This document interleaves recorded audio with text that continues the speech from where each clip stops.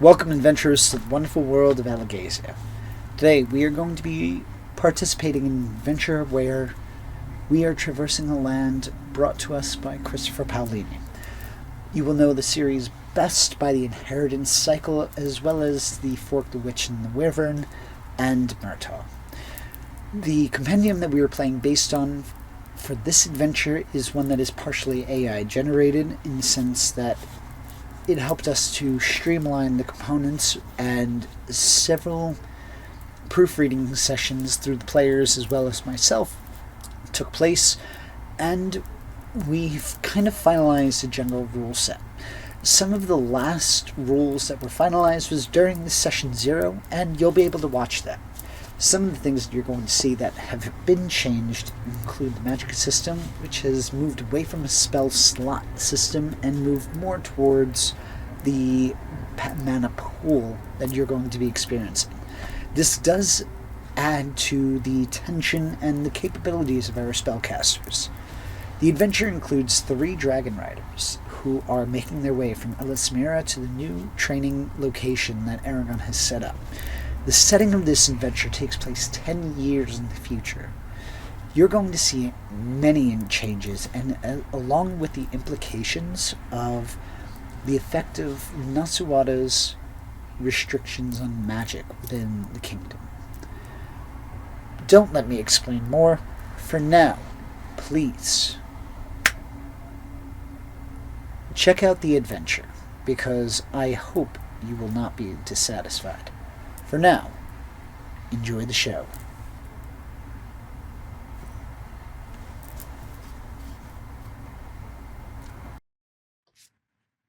The island. Oh, yeah. For that case, the name of that new settlement that Aragon created is Vaita Skulir.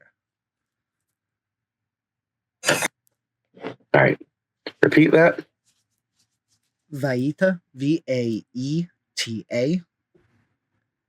Skulir. SKO with the 2 dots, like in Eastern European languages. LIR. Vita Scolier. Okay. Roughly, it translates into Guard of the Dragons. Appropriate.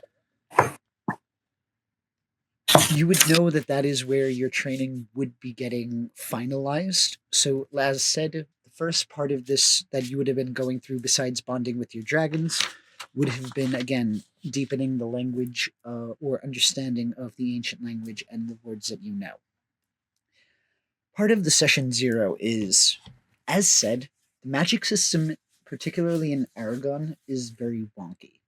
So parts of the ideas that I had was having a Arcana check or a saving throw when casting, particularly in like a combat situation, due to the erratic nature. Meaning, like, if your emotions are a phase, maybe you add an extra magic spell point to do more damage, leaving you a bit more drained. What are your thoughts on how we can implement the magic system? Should we keep it as is for now? What are your thoughts? Because again, this is a bit wonky in the system.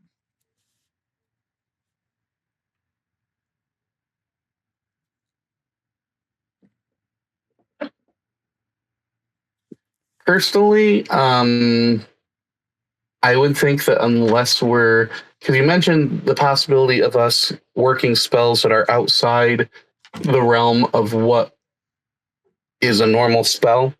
Like if we tell, I believe we've gone over that.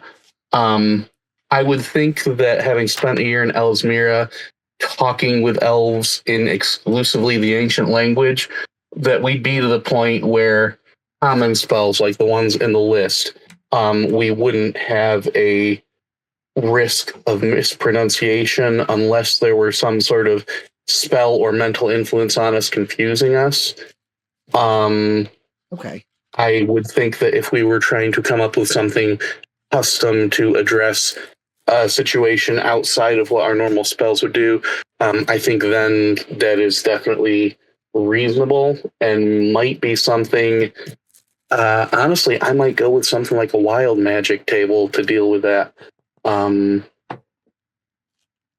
So then, should But it be just one idea. possible that you have an opportunity to cast spells that aren't known to you? As in, like, if you don't know Magic Missile, you attempt to cast it. Something like that. Or Um, should it just be you want to take a spell like Fireball and you want to do like what do you in what way do you mean most? So just so I can make sure I'm understanding. my thinking was more like Stenerizer. That Okay. doesn't really correspond to the stuff, at least in the Bard list that we have, but it is a spell that raises a stone. Yeah.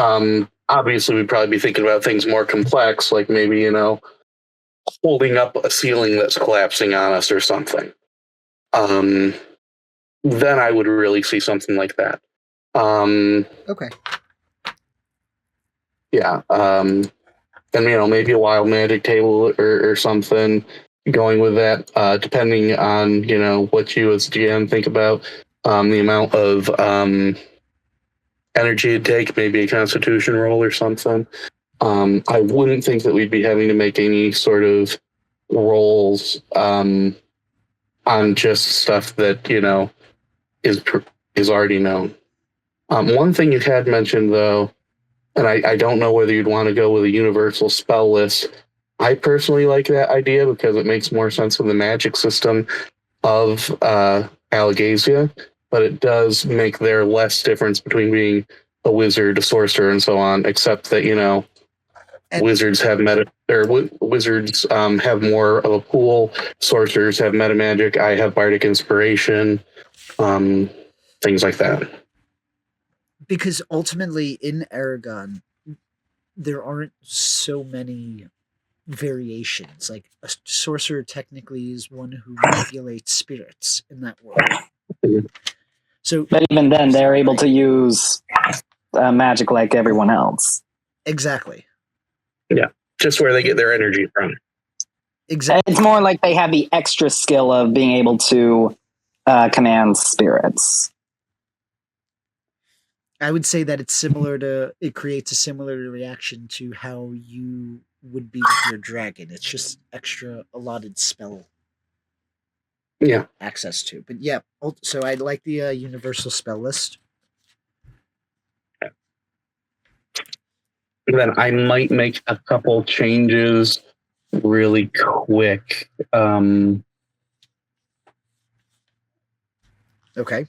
If we're doing that, I'm going to switch out one of my two. I'm not sure which of my level ones for either heroism or charm person. I'm gonna because you said we can do silvery barbs. Yes. Yes. Okay. I feel like that would be a good utility. My character is doing less direct damage than he is sort of. And I do want to get some damage in there eventually, but I feel like silvery barbs would be really good for.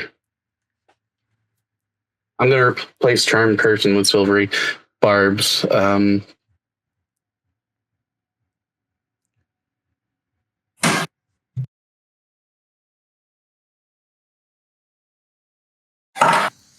right.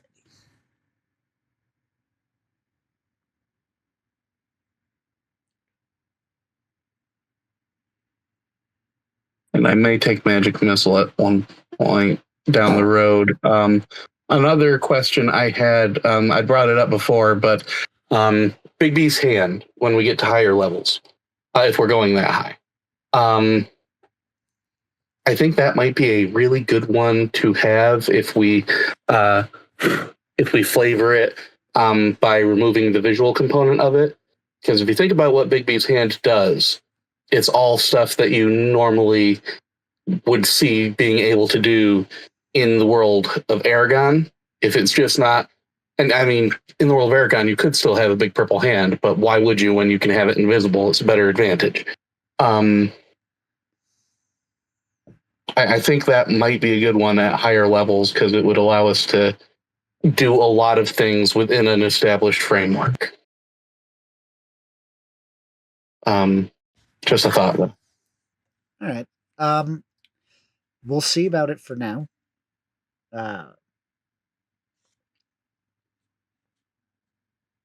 Because yeah, it's gonna be interesting, particularly if you have an invisible. Because at that point, it would be the same thing as having a what is that? A invisible servant? I forget the exact spell name. Well, except that the Big B's hand would also be able to make attacks and stuff, crush, push, block, if memory serves. I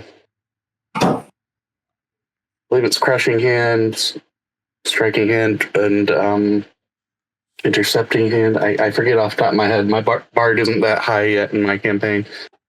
So we're going to say we'll have it for now. Okay. And we'll see how it plays out if we get that high.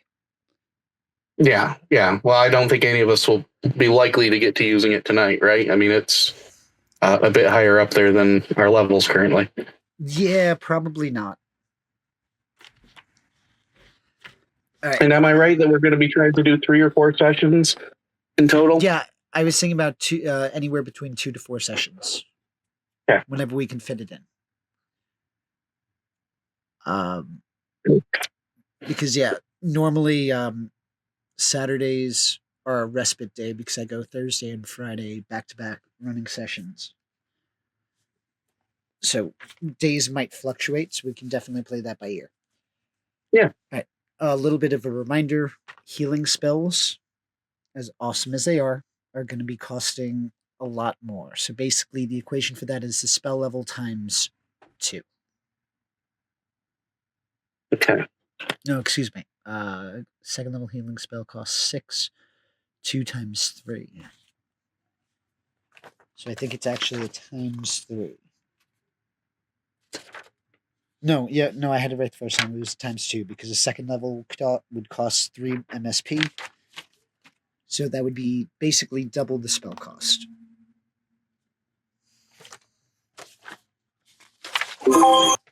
So as a level 3 Dragon Rider, that would cost a third of your magic.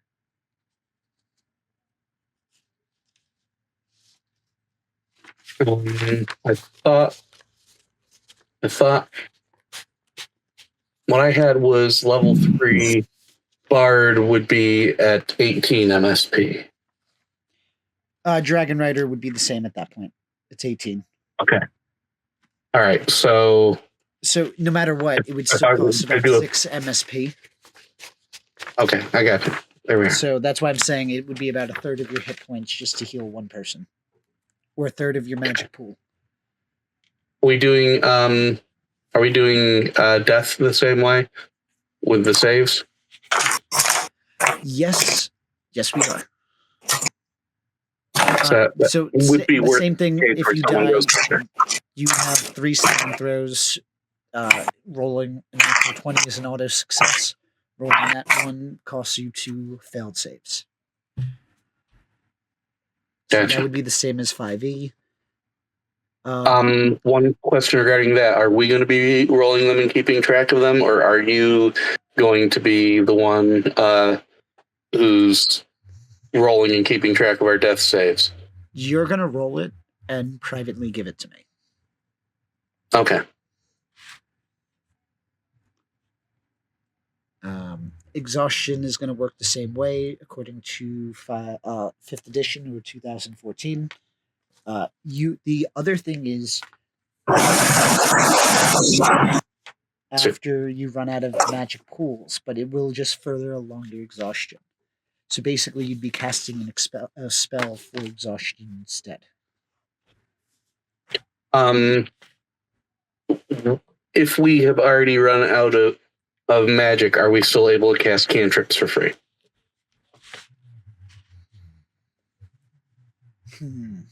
That is a good question. What I'm going to say for this one is up to, I believe it's the 3rd level of exhaustion that you pretty much lose all benefits. I'm going to say you can cast cantrips for free up until third level of exhaustion. Okay. By that point, you would be too tired to draw upon any sort of magic. Gotcha. Could you potentially add like a con save in there to determine if you can't, like, you have enough strength to cast it? I would say having a con save, we can certainly do it, but at that point, then a failure would result in another exhaustion point. Yeah, because at that point, con saves will be at disadvantage as well. If we're already at third level exhaustion, honestly, might be better for a con save at that point to be the end. At least if you got that one, at very least, because there's always that risk of using too much magic. And that's why it's putting on. So, like, yeah, you can certainly try. Like, if everybody's dead and you just need to heal somebody and you're desperate at like fourth level of exhaustion, you can certainly try. It'll be worth the gamble. And I can even say that type of roll, because technically it would be a disadvantage after third level of exhaustion.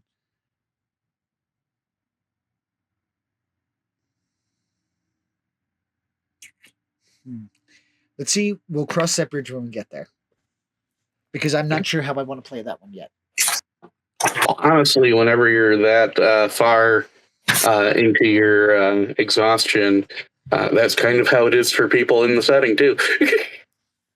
Yeah, and that's the whole thing, because what it should be is no matter what, a straight roll at disadvantage.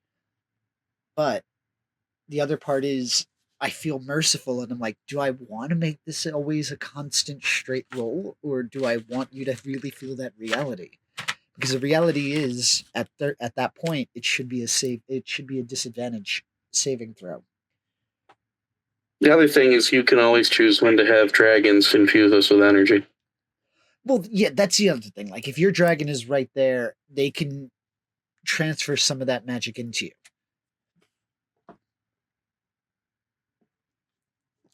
For that magic, you can store in certain items.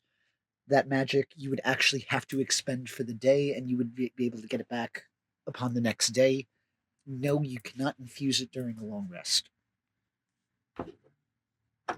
because that would count as a strenuous act. Downtime, yes, but for a long rest, you cannot do that.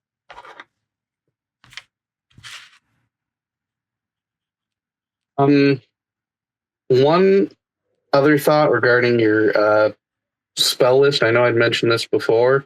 You might want to do the same thing you've done with healing spells to Misty Step. Because anytime in Aragon you have teleportation, it doesn't matter if it's across the room or across the continent, it is a massive drain. Fair enough. Making a note of this.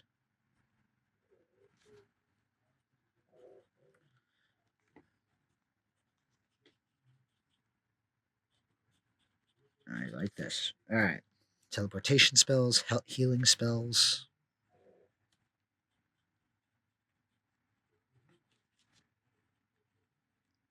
All right. Plant growth spells, perhaps as well. Maybe not entangle, but maybe plant growth at third level.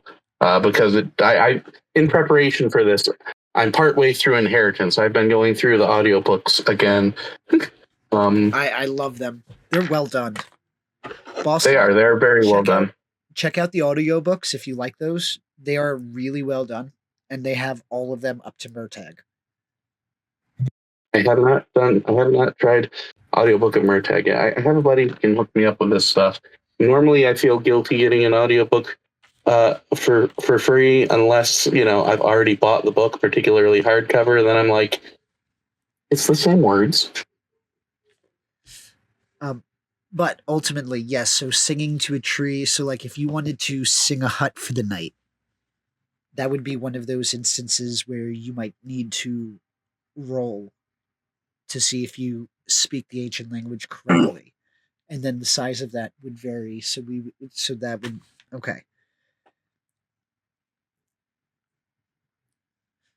So plant growth, singing to nature. Gotcha. Now you guys are of 6 dragons, or dragon riders. So 3 of you plus 3 others have hatched. The others that have hatched later than your current cohort. So you would be able to. That's why you're traveling separate from them. We are going to be starting off at Elismira.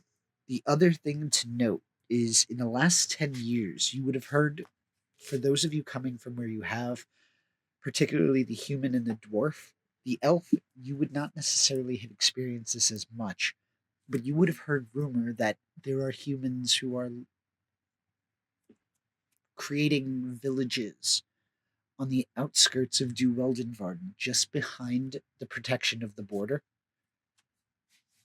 And these are individuals who are escaping Nasuada's decree of magical restriction. This, which started off as a means of helping to control the country into peace, has now caused those who practice magic to grow resistant. So you are going to be finding out that as you're traveling from Duweldenvarden to where you need to go towards the southwest, you will be going through some of these cities and you'll be seeing some of this effect. Okay. Quick question. You said, so a total of 6 new dragons have hatched, and we're of the first 3. Yes. So that would then make my character the first Nurla dragon rider, correct? Yes. Okay. Okay, just wanted to make sure that I wasn't Nope, you are the first of your race's history of being a writer. So, don't die prematurely. That's going to make Auric very pleased that I'm from F12 and Rakonwin. Yeah, because or displeased.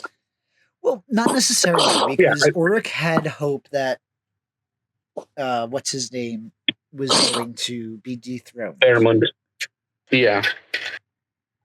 Still, it would be so much easier for him if I was from literally any other clan. Except maybe the Qualm. I'm going to step away for about 5 to 10 minutes, and this time what I just want you guys to do is, being from the same cohort, whether you're close or not, I just want you to craft some sort of history over the last year between each other. Or think about your character, what they would have done. Because remember, you are in a village of, you are in the city of elves, basically. And if you need, proper, correct? Yeah, you would be in the city proper. You would be basically staying where Erebon did. Okay. Your training is being directly overseen by Arya. So you would all know and have met her. And possibly trained under her for a period of time. Would she specifically have inspected our mines, or would it have been someone else? Okay. Yes. And again, she also, using the word of all words, she would have checked you for any sort of vows or magic binding you.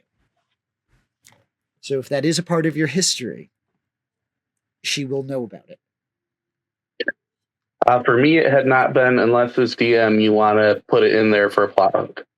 No, it doesn't have to be. I have enough plot hooks. Okay. All right. So with that, if you guys don't mind, if Boston has any questions, just help him out with a little bit about Elismira. I'll be right back. I just need to put my niece to sleep. For both of you that don't know me, I am Boston. Nice to meet you. Nice to meet you. Yeah, I've been playing with him since actually right when COVID hit. I found him on a looking for group on Roll20, and I've been playing with him and other friends since then. Awesome. Nice. My oldest or longest D&D relationship I started about 16, 17 months ago, and my wife and best oldest friend started then, and then over the course of the next few months, we just kept adding and adding till I was up to 7 players. So it's always awesome to have those relationships. Yeah, we met and I got into his group, and most of the rest of the party were all like his friends from the city, and a few times actually, like, I've gone out and visited them in person, and oddly enough, and he's not been there when I've gone out, but like we used to do like One Shot Wednesdays. We used to play like all campaigns together. Awesome. So yeah, I am not very familiar. Like, I've seen the movie, and that's about it. I think I read like the first 10 pages of the I will say this: having read the movie, or having watched the movie, you know about as much about the books as if you watched Saw. Okay.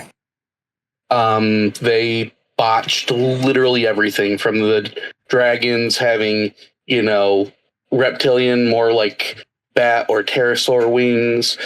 They gave them feathers in the movie. For one, Aragon's brother talks about going to join the Empire. He ends up being one of the leaders of the Varden who are fighting them. They make dwarves the same size as humans. No, we are dwarves. There's a reason we're called that. More like Gimli size. In regards to Elismira, the elves. Do you know Star Trek much at all? I'm a Star Wars person. I know a little bit. You know the whole thing about Vulcans and Romulans? Yes, they are similar but not the same. And so they're actually pretty much the same, except Vulcans remove their emotions to help control themselves. Elves are a very, very passionate race, but they tend to be obsessively attached. Since they're a long-lived race, so grudge can hold for centuries, millennia. So they are we have these rules to make sure we are polite and don't offend anyone, and make so many rules to not offend anyone that it almost is like, you're going to offend someone because you made too many rules. Yes, very much so. And normally they seem as calm and placid as a being can be. They are, all about enlightenment, and we don't even, eat animals because we can share our consciousness with them, by immersing ourselves in magic. And how can we, end up, eating something we've shared the existence of? Meanwhile, if a human goes ahead and cuts down a 1,000-year-old tree, we have no qualms about sticking our hand through his chest because we are that much faster and stronger, and you hurt a fucking 1,000-year-old tree. Yeah. Okay. So, all of that control is because they are so passionate that they can snap.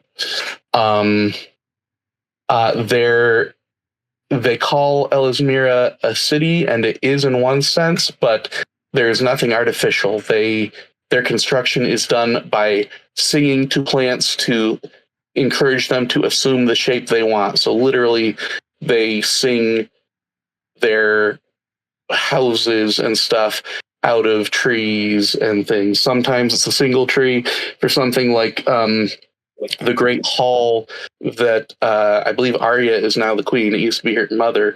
But something like that will be sung out of numerous trees woven together. So they are all about being completely one with nature. Given that we are all riders, one thing that you would want to be aware about the training is they understand that dragons are basically obligate carnivores. They must eat meat. So even though they would be extremely repulsed if we ate meat in front of them, they tolerate the dragons eating meat so long as they leave the remnants well away from the city so that they don't have to smell it and encounter the, horrible, horrible crime. Okay. Outside of Elismira or in the door or Elven Realm, they don't really care. Like, they have no qualms with a dwarf eating meat in the dwarven realm. They don't do that issue. Okay. Although they do tend to be of the opinion that by the time we're done training to be riders, we should find it repulsive. They don't enforce it, but they're like, well, if you're an enlightened person, you're going to. But again, it's still not enforced. They'll tolerate it. Arya tolerate it with Aragon at like a wedding feast and stuff. But they still, it's a bit distasteful. My character during that year is a bard, so he would have been, likely to hum a tune or sing a song during training when permitted. But he is a bard more in the sense of he just wants to soak up every bit of lore he can. He's not, trying to sleep with everyone he can. It is, he wants to know about the past and the secrets of the world. He won't have been standoffish, and if anyone wants to discuss making a relationship with him as, friends or something, that's fine. But when he isn't training, he would be studying anything he could get his hands on, because being from Aswelden Rock Anowin, which he wouldn't have told you guys, he would not volunteer that. But basically, he feels that as the first dwarven rider, he needs to make an impression for his people so that the dwarves can maintain their influence and not fall behind the other races. And especially as a member of Aswelden Rock Anwin, who really screwed the pooch on the relationship with Aragon, he feels an extra burden to be all that he can, both to influence his clan towards good relations and sort of to prove himself as worthy and trustworthy. Okay.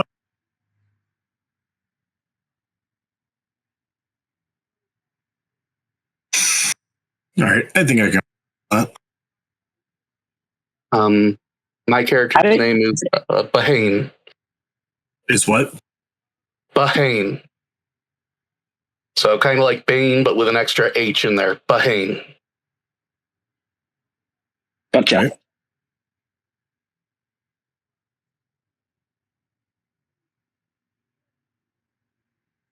Okay.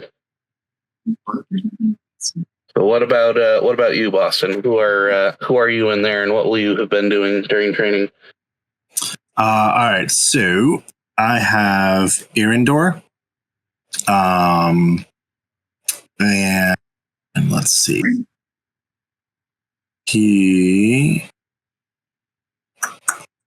So if I'm trying to figure, I'm trying to place myself around like all the magic stuff, because he is a sorcerer. And he is based out of Serta. Okay, that would have been a very arid desert place, sort of a lot of nomadic tribes there, but there are also established settlements. Yeah, he would have been one of the established. Yeah. The elves would be nervous about your sorcery, because even when Aragon was getting his last lesson from his mentor before facing this king who had basically elevated himself to the point of a god, his mentor was like, I really don't want to teach you about this, because sorcery, if done improperly, can lead to the spirits taking over your body, essentially erasing your personality and trying to take vengeance on every other humanoid in the realm for being confined to a humanoid form. Okay. And which is bad enough, though they are incredibly powerful, dangerous beings called shades. And if you make that a dragon rider, it's like, it's like, that's gonna be a new way to have a god king. Oh, this would be more like a demon king.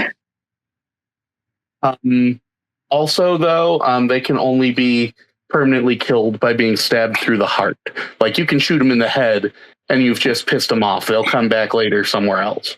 Okay. So the elves would be really nervous about you using sorcery. They would do everything they can to encourage you to use your own stores of energy and not rely on spirits. I'm not exactly sure how he'll want to flavor that. But yeah, my character wouldn't necessarily shun you because of it. He's very used to shunning and knows it's not fun for the shunned person. But there would probably always be a little bit of an aspect of nervousness when you're drawing on a lot of power. Fair enough.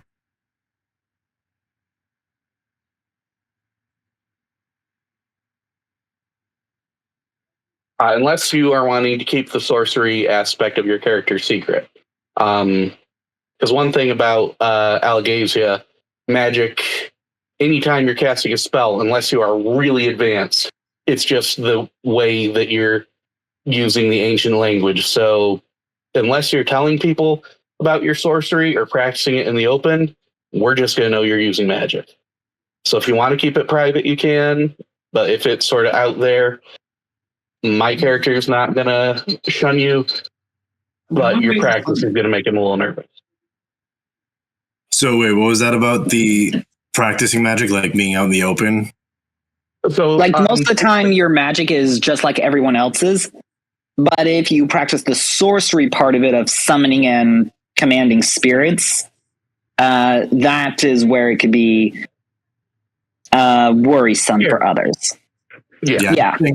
Looking at, no, I think it's more just, no, I don't think I have anything regarding like summoning spirits or anything. But even like if you talk about, oh yeah, I'm a sorcerer, we're going to know that's a thing you know how to do, which could be a little unsettling. Like, what if we get in a scrape and he summons some and becomes a shade? Like, a lot of sorcerers are in the open about being sorcerers outside of Elismira because it's sort of a tradition passed from master to apprentice.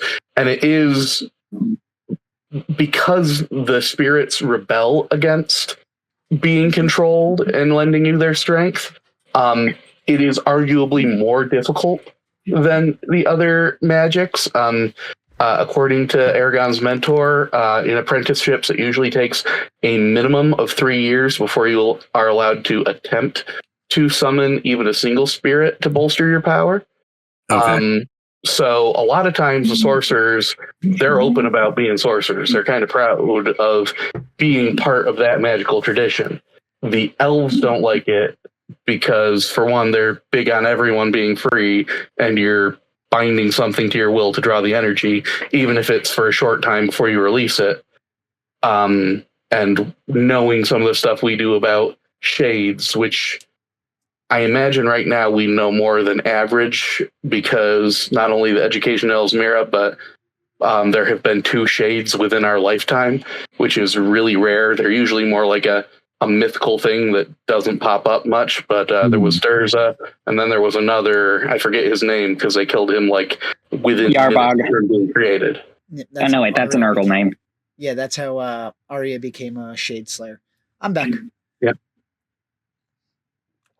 Alrighty, so are we about ready? Really quick though, Boston, are you going to be open about knowing sorcery, or is that going to be a close to the vest thing? No, he's gonna be open. Okay. Right. Is this going to be Fennec just as a human? Say nothing. Okay. No, it's not Fennec. Also, How do you recreate that? We hadn't really had. I'm sorry, I don't know names for everyone, but Black Dragon. I don't think you had gone over your character with us yet. Yeah, not yet. My character is Enkidu. He's an elf. Obviously, being an elf, they didn't necessarily expect a elven dragon rider so soon. They were trying to get a Urgle and a dwarf, but he had been assigned to bury one of the dragon eggs, and lo and behold, it hatched for him. He, being an elf, he knows quite a bit about the history and is quite pleased to be a dragon rider. He's a little haughty against the dwarf because what does your people know about being a dragon rider, and against the human because well he's got mixed feelings. It's like, okay, Aragon good, Galbatorix bad. So but outwardly he seems polite, but you get the sense he's looking down on everyone a little bit, his fellow trainees. Gotcha. That snobbish type. Kind of, yeah. You're like that elf that was training Aragon or working with Aragon Yeah. for That's what I was thinking. the ritual. Yeah, well, it started with a V. I can't think of it off the top of my head, and I don't have my books. Yeah, I think it's like Varian or Varian or something like that. Something like that. Out of curiosity, I know we aren't going to be dealing with them as much, but the other three dragon riders, what races are they? You cut out there. I didn't hear. He was asking, I said the other three dragon riders. What races are they? the other three, you would have one more elf and 2 humans. No Urgles. Okay, so no Urgles yet. Yep, no Urgles yet. No Razak. Well, I didn't say that. well, No Razak dragon riders. Oh, well, they're not in the contract. I know that. Hey, there are people out there who know the word of words. Only 3 of them known. But yes, there could be more. Although technically it's 5 of them. Thorn and Severa. And I guess Arya knows too, so what's hers again? I always forget the name of her dragon. I don't remember it offhand. Freenan, yeah, there we go. Yes, as you would call them, Master Freenan, because you would have all been training with Arya. Ebithril. Ithril? Ebithril. That's the ancient language name for master. Yes, Ebithril. One thing we hadn't done quick is we hadn't talked about our dragons. All right. Seems important. A little bit. Let me start off. So I'm just going to go in my list that I have. Boston, what was your character's name? Erindor. ERYNDOR. All right, and I had 2 of those vowels off. What's your dragon's name? The Therian. VELTHARION. Okay. Your dragon has a very fierce personality. This is something that would have made itself evident over the course of your training. Is your dragon male or female? Male. Female. Would you type that dragon name in for me? Because I didn't quite catch it as you were spelling. She is competitive and she does not like to lose. She is determined, and you will find that if there's a skill that she can't master, she will practice at it. Determined to be the best. He landed with his back. Yeah.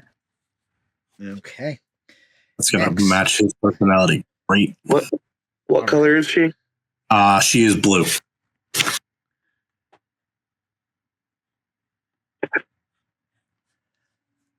Next, we have Bahane of the As-Speldenrock Anuin. Then, his dragon's name is You want me to do it? Yeah, go ahead. Asgorn's Hefton. Asgorn Zethin. Fuck that, I feel like I'm speaking Greek here. Alright, so I'm either going to call this thing Zeph or Asgorn. I would go with Asgorn. That would be the mountain. So he would be okay with that. Okay. Asgorn, male, I'm assuming, because you did keep saying he, is very It's just what's coming naturally. That's I'm sorry, what? perfectly fine. Asgorn is a very impulsive dragon. You notice that he is the epitome of leaping before looking. One of the very first times you went out for a flying session, at the warning of Firin, to mind updrafts, Asgorn paid no mind to it whatsoever, getting caught in said updraft. This did result in him kind of skewing on one of his turns, trying to escape and cutting up his wing. As the elves were doting on the dragon, you can see that despite the injury, your dragon wasn't really phased by it, and it's almost like they, in that instance, he didn't learn a lesson. Did you see me in that film? What is going on? They're eating me bullets. All right. And did we decide red or black on him? I know I had written red in what I sent you, but I'm fine with black too. Either way. Which would you prefer? Honestly, I could go either way with it. I picked the colors because it was going to make the red would. I figured red depth to it. Well, I figured red could add depth because Thorn killed the dwarves, whereas black is going to be, okay with Shuriken. So in the instance, Galbatorix sat in Eurobane for about a century, not doing anything. Yep. So Shuriken was more of a threat more than anything. You know what I mean? That's why I feel like red might add more depth, but ultimately, whatever color you want to go with. I am fine with either. As I had dwelt on it, I thought about the Thorn more immediately. The only thing I had thought that might make black have equal depth is Galbatorix would have been active when the rest of my clan, except for Anwin and her guards, were killed. So I'm good either way. Like red, black, they're both awesome. All right, so you pick, and I'm happy. Roll a d6. Even is red, odd is black. Okay. Or vice versa, whatever you want to do. You said even is red, odd is black? Sure. I got a 3, so he'll be black. All right, black dragon.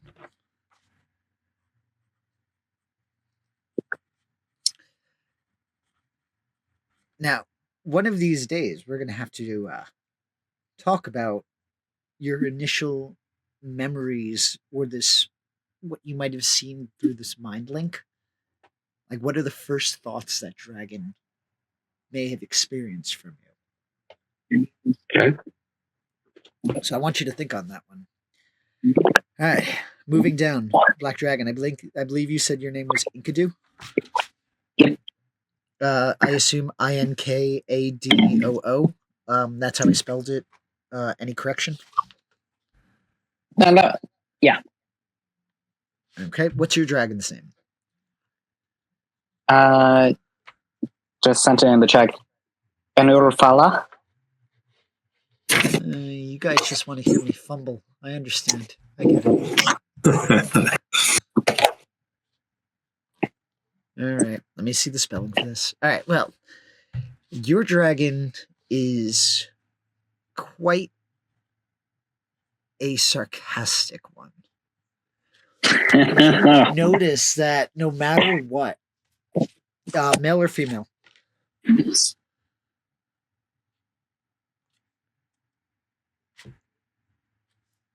what is the gender of your dragon? I was leaving that up to you. All right, I'm going to say let's leave it up to the RNGesus or just luck. Roll a d6. 1 to 3, male. 4 to 6, female. Let's change things up.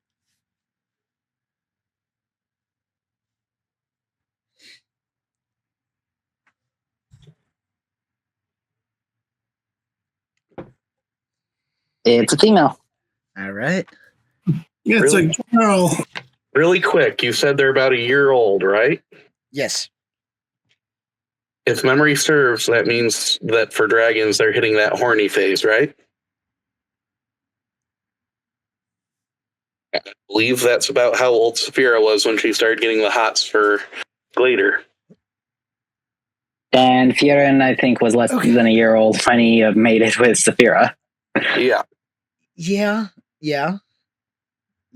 Okay. I am going to have more trouble than I thought with Asgorn's Hefton because he's around 2 females.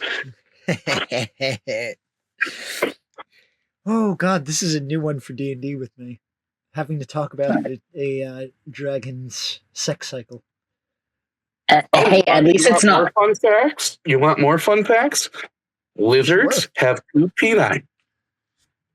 Yes. Okay, so sarcastic. Hey, at least it's not dragon riders that turn dragons where their emotions are so intense it carries over to their riders. I mean, that's exactly what happens if you're warned Aragon of that. And of course, I get the competitive dragon who's going to see everything as a challenge. Yeah.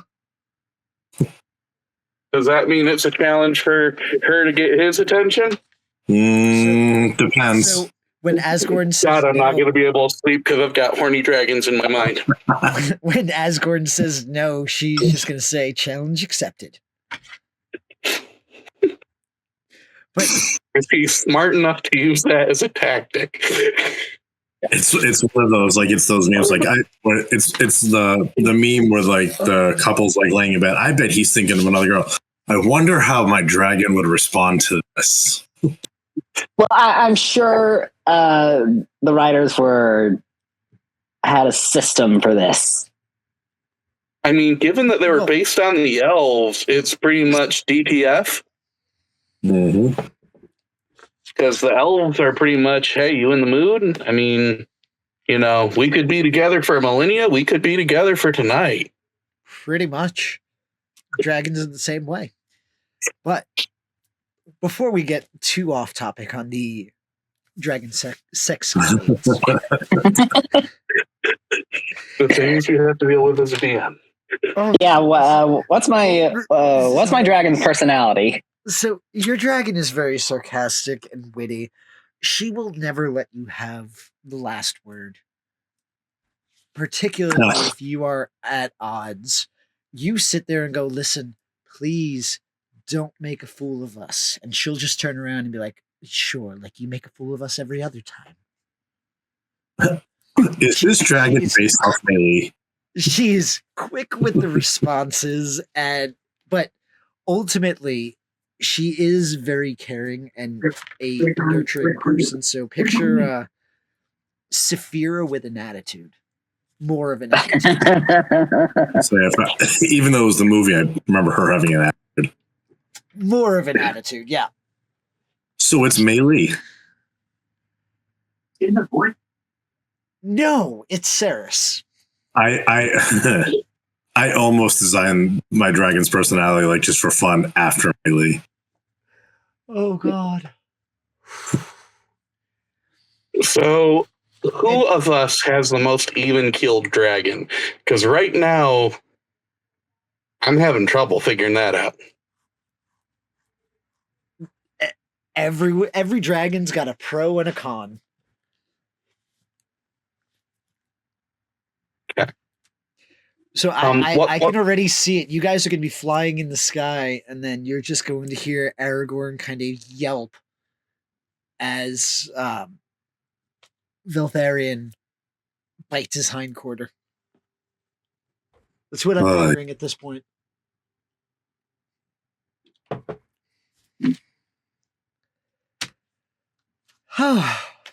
So, What color? I don't think we got that on what color would you like Enter for your Fire. To throw in some variety, I'll go with orange.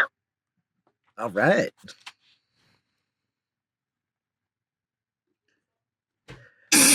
You notice that her scales flicker like a living flame. Due to the blend of lighter orange hued scales at the tips and the deeper hues at the base connecting to her flesh, it almost vibrates out, and each flash of her wings looks like a roaring flame.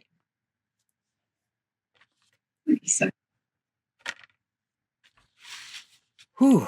All right, we got through that. Can I make one specific thing about Asgore Hefton's appearance if we're going black? You certainly can. All of it obsidian, no real variation in the color of his scales, but where he has variation is how much of a keel the scales have down center. Huh? There's a girl. I didn't make that out. I feel like he's talking to somebody else. Okay. So some of the scales are very sharply keeled and almost to the point of like an alligator scale. Others are very weakly keeled and smooth. So while he doesn't have so much variation in color, there's a lot of variation in texture, depending on where you are. Alrighty. One of the things that you can add to Look each it up. of your character sheets is you would have 2 saddles. One for a long ride saddle, one for long ride, one for speed. Yeah. So keep in mind that that is something that you would be given immediately along with your starting equipment. What about a bow? I'll allow it. Okay. I would say you would also be able to start off with any real starting, non-magical weapon. Okay. Should I talk then a little bit about my character's weapon? Because it's just a little different. I would say, is that something you want to address out of character or in character? Well, if we've been training together for a year, they would have seen it plenty. Okay, so go ahead and give us a quick. His weapon is sort of a hybrid that is specific to his clan. It's got multiple guards along a shaft on the back where he can grab it, so it can be one or two hand. Not in terms of how I'm rolling, just in terms of flavor. And it's the front of it is a blade that goes all the way up to a pointed tip, but on the back there's a portion that is a hammer. So it is kind of like a hybrid between a sword and a war hammer. It's going to be doing slashing damage, but it's called a dwopla, and it's a very different and unique fighting style with it because it is very top heavy with its weight to do a powerful hit, but can be quickly blocked with if he switches it to two hand. So it's not like other weapons you're likely to have come across. You're going to make things difficult when it comes to a rider's sword, aren't you? I mean, Runan's probably going to have us all make our own anyway. So yeah, but she has the one directing. She hasn't started training anybody to do it in the process, because one of the things that you would find is she's not there. Interesting. Then yes, I probably am making it difficult. But that's okay. Difficulties are not necessarily bad.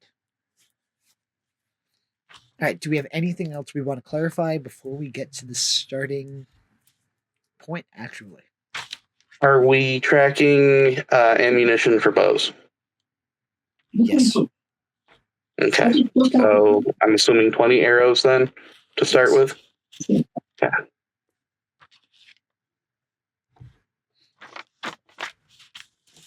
Any other questions, comments, or concerns?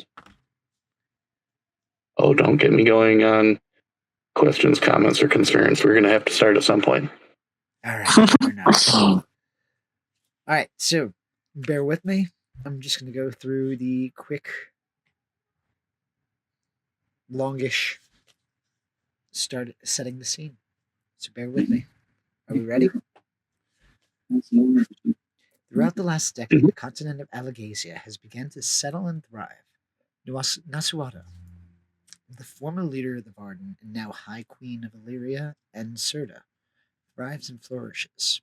The resolutions that were made by Nasuata, along with King Orin of Serta, Queen Arya of Elismir, King Oric, and Nargarvog, leaders of the Urgles, King Grimmer of the Werecats, the continent of Algasia began to grow. Magic is used throughout magic is controlled through various laws and monitoring, thanks to Nasuata's imposition and the use of Du Vangelgarten, a militia that is magically trained and serves and answers only to Queen Nasuata. They have maintained a balance of human and half-human casters, and those other races that choose to live in the world of Illyria or Serta. Outside of the world of the human race, magic is uncontrolled. This has led to many seeking refuge, sometimes with permission and sometimes without permission, creating little villages and towns just within the realms of Du Garden. Others have traveled across the seas to the island just south of the continent of Alagasia, now called Vaetiscolir, which is now the new home of the Dragon Riders. In the last decade, 6 of the dragon eggs have hatched, 3 of which are members of the party. For the last year, the players have trained in the elven capital under the watchful eyes of Queen Arya and a select group of elves that she has selected to train the riders and those who have trained with the riders in the past. Tensions began growing between the elves and the humans, particularly due to Nasuata and King Orin and their micromanagement of the magics, causing many to flee towards Varden for sanctuary. You would hear rumors of this, though your training would have left you much more secluded. As you know, there is only one human that lives in the capital, and of that, many rumors come or surround him, most of which that his purpose there is that of a command from Aragon himself. We set the scene with the players standing in front of Queen Arya, as each of them with their dragon behind them. Do you notice that of the 6 that had been in training, you are the only 3 who have been granted the permission to move on and make your way southward? Do you feel that you are ready to make the journey, riders? You're going to hear Arya's voice echoing through the hall as she eyes each of you.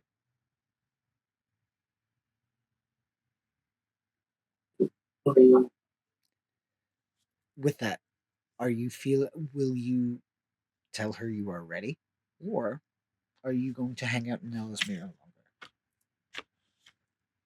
longer?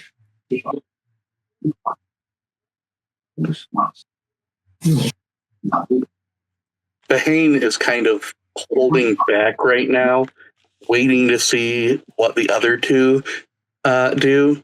he is not particularly fond of flying, particularly after his first experience, but he's not about to get shown up by the others if they decide that they're ready to go. I trust your judgment, Drotninga Arya. If you feel that we are ready, I am certain we are. Her eyes are going to move from Behane's- Enkidu to Behane, and then to... Give me a second. Eondor.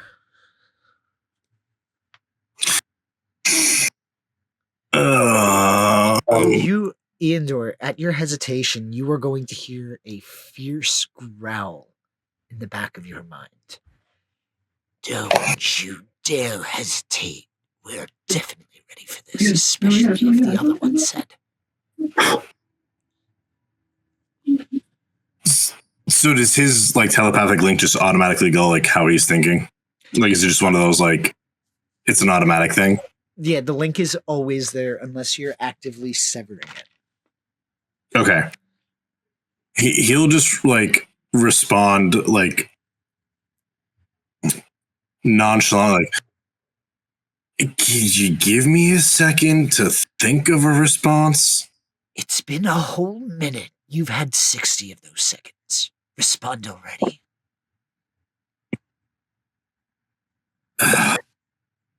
Yep. Val and I are good to go. Behane will sort of grunt and nod as you command, Berthil. Behane, you are going to hear a deep growl manifesting in your mind. Why are you always so hesitant? Do you doubt our skill? If not, we should go straight ahead. Flying.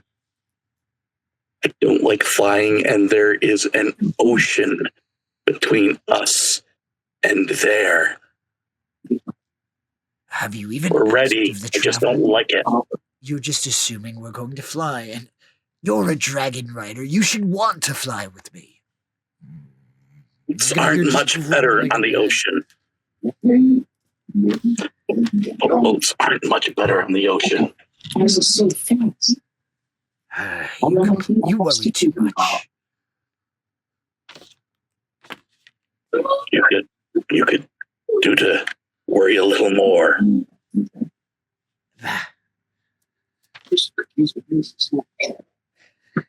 Enkidu, in your mind, you would hear a kind of a soft flutter of a voice.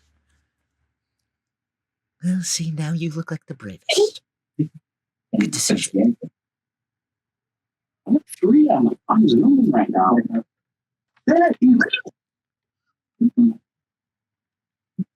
Only natural. Throughout the mental conversations, you would just see Arya having a wry smile on her face as Finir lowers his head near her shoulder. Well, I do believe you are all ready, at least to make the journey. So with that, you will be traveling for the most part by land. I have horses for each of you. I will also be assigning 2 guards to make sure that you get there safely. Now, remember... Well, I mean, you don't trust us to go alone? Or we can handle ourselves? Come on now, look at us. When kind you of- are inevitably I kind of flying on shifted. your- when you are inevitably flying on your dragons, who's going to be maintaining the horses? Or do you intend to fly all of the way there? It is a month's journey. No, certainly not flying all the way there. Well, your dragon is not equipped yet to fly all the way there. Give it time. You are still young.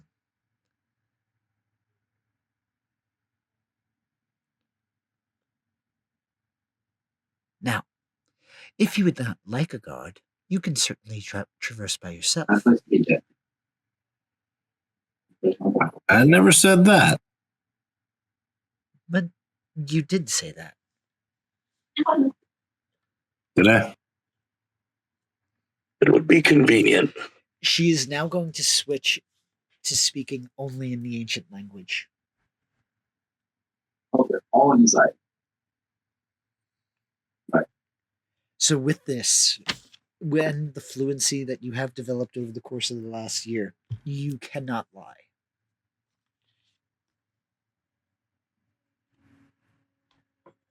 In the ancient language, she is going to say, take the cocaine not, but take this as well. And with that, she's going to motion, and an elf is going to come before the three of you, eat one in front of each of you with a box. As they open the lid of the box, you're going to see inside of it a ring with a small crystal in it. Take this as a gift. With this, you will always be welcome into Ellesmere. Mom, Jedi.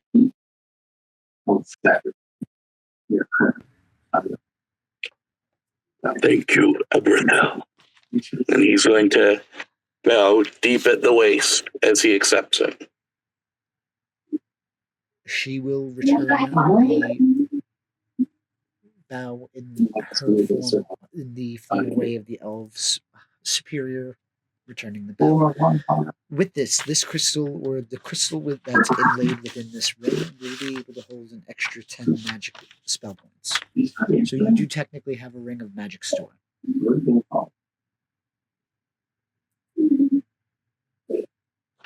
Okay. Is it full currently? It is not.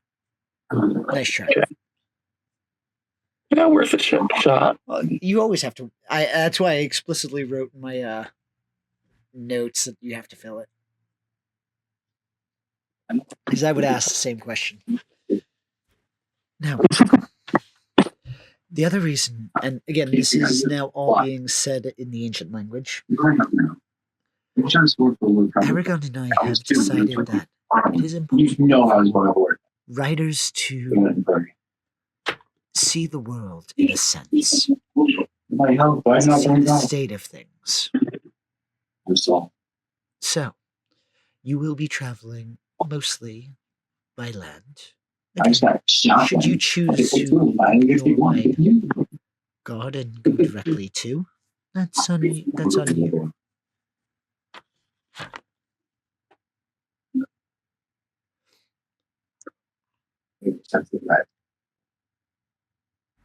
And with that, she is going to look to the three of you to make your decision.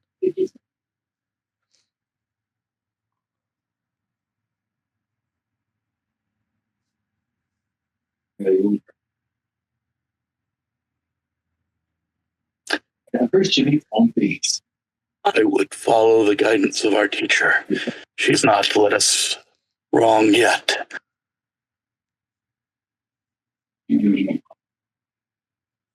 Plus, perhaps one of them is better cook than I, at least.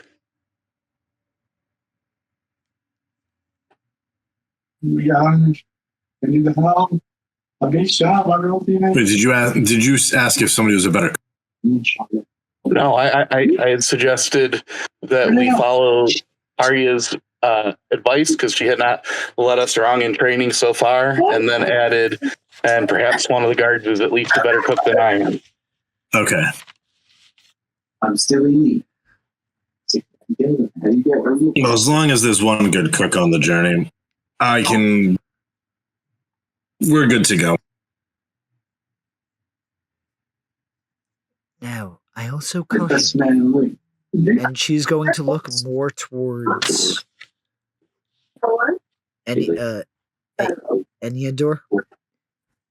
Yeah, Eandor. Be wary of using magic within the kingdom directly. Oh, sorry. Earendor. It's ER. Okay. Think of it like ear in Or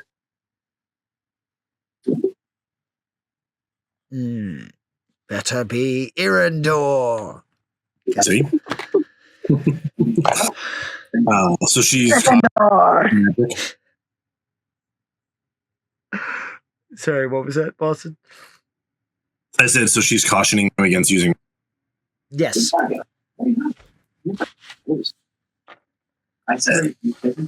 I suppose I could keep it a little bit more under wraps than normal. Just keep in mind that Duvrangle is the eyes are everywhere. That's just unpleasant to think of, but I know what you mean. Well, as a human, before you became a dragon rider, you would have seen the impositions on magic, and then you would be, and whether or not you were for it or against it before you were able to tap into it, you do have that feel of the fact that there is within every major city at least one faction of Duvrangle Garden there. Weldon Barden. There we go. No, Duvrangle Garden is the. Duvrangle Gata. There we go. Oh, that.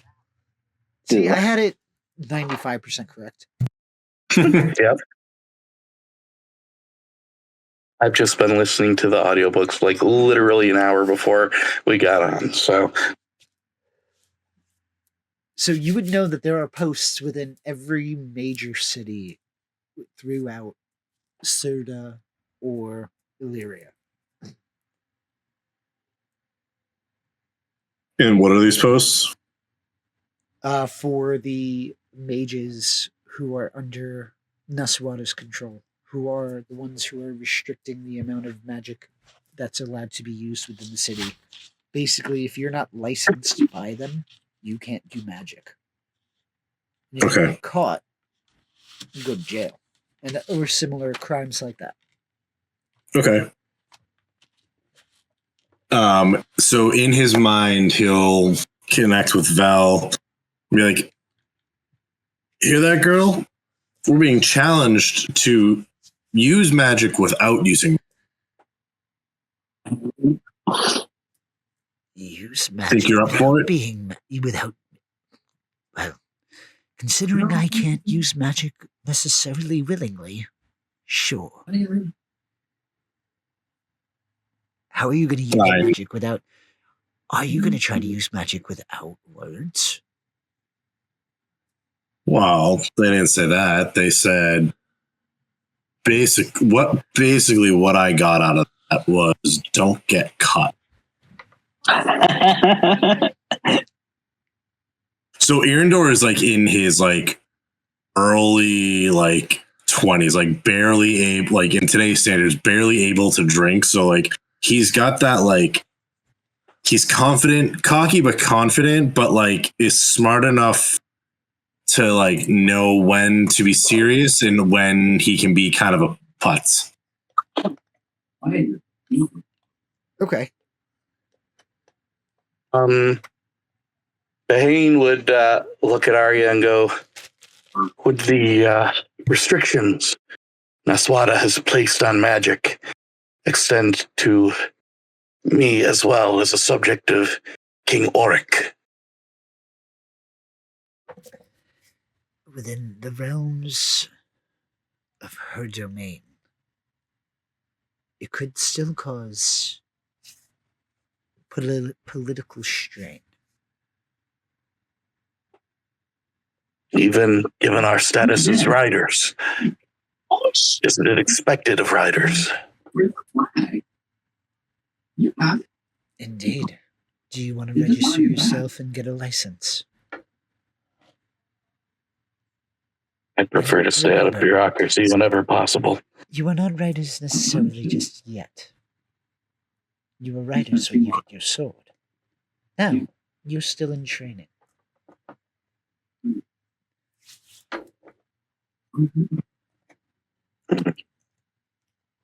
Now, that is As you say, Everett. that is not saying allow yourself to die when you can use magic to save you. Just try not to cause any undue strain.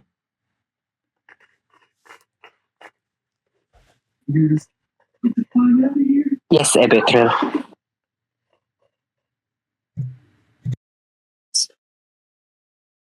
I am assuming that you all take the rings and put them on. Yep. Oh yeah. Right. With that, is there any last comments you would have towards Arya?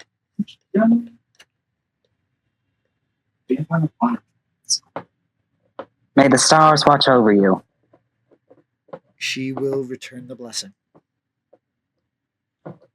I will say I thank you for your hospitality and your discretion, and may the stars watch over you.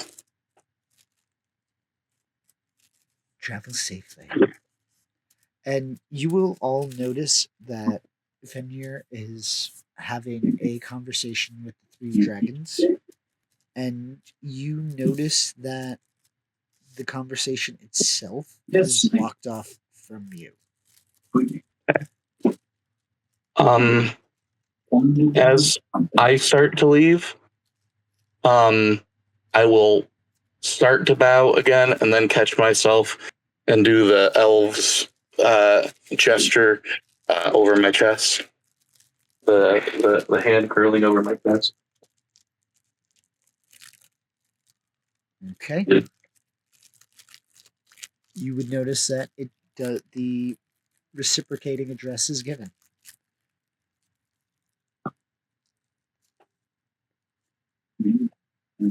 And with that, you are informed as you leave the main throne room. You are given instructions that your two members of guard will meet you at the gate of Elizmere. Ellesmere doesn't really have a gate. It's got an entranceway. I mean, not exactly. I mean, Metaphorical gateway. Like we don't need to split all hairs. okay. I mean, The border. Anyway, with that, you would have time to gather whatever you need, anything you'd like to do before you make your way out.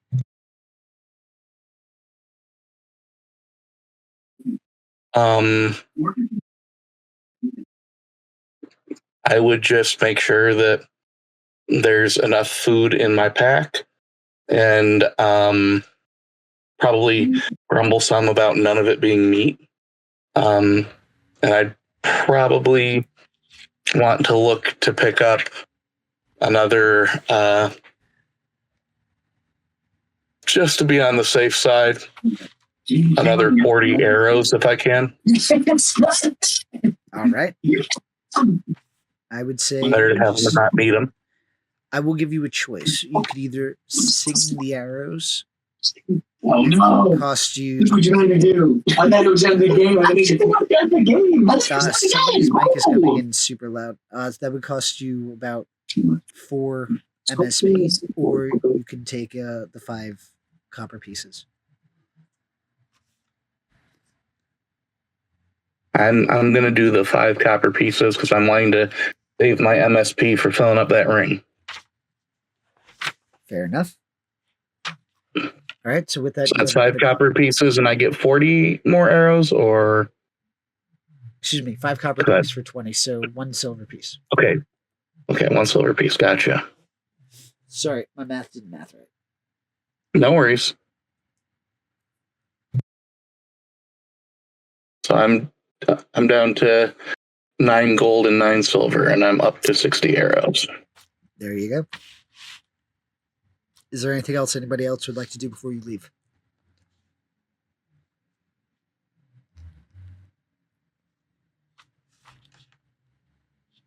Do I have to pay anything for filling up on food for my pack?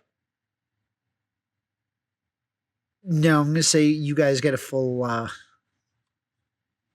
filling of your pack, so you'd be able to start off with 10 rations for free.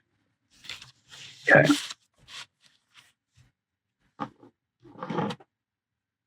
Anything more than yes, you would have to purchase it.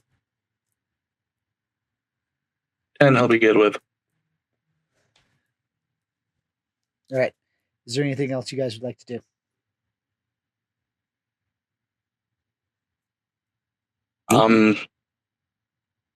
I am literally going to go to the library and cram every last bit of lore I can before I sense that from Asgorn's Hefton that everyone's about to head out. All right. Go ahead and give me a intelligence check.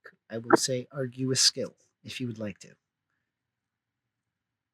Intelligence with what? If you'd like, you can try to argue a skill. Otherwise, just give me a straight intelligence roll.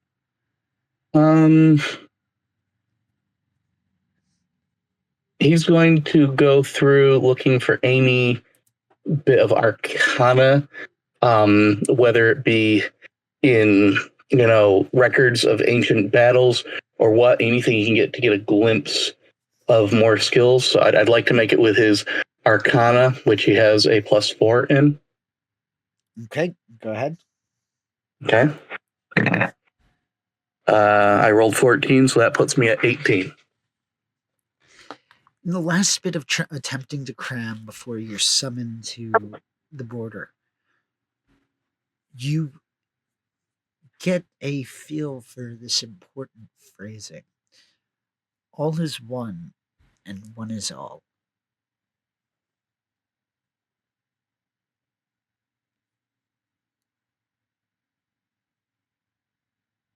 But with that, you do have a whole bunch of random lore and things like that that's been refreshed in your mind. You've kind of read about different writers in the past. Granted, you only had about 20 minutes to kind of cram this last remaining bit of lore into it. But over the course of time, you would have had your own chance to study. So you're not loreless. Gotcha.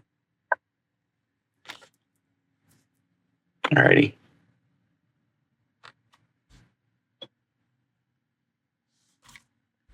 How about for you, Arendor?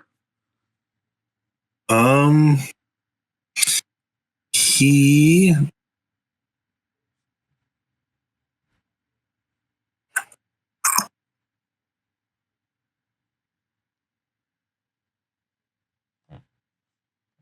let's see. No, he's ready to go.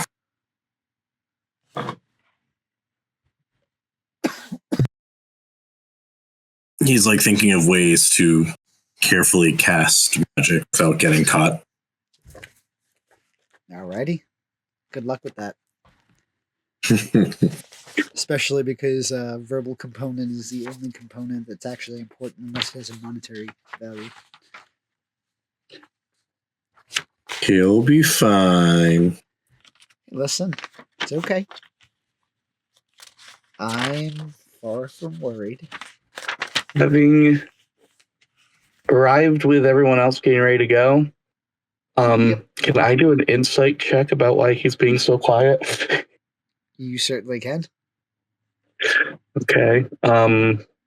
My insight is +6, so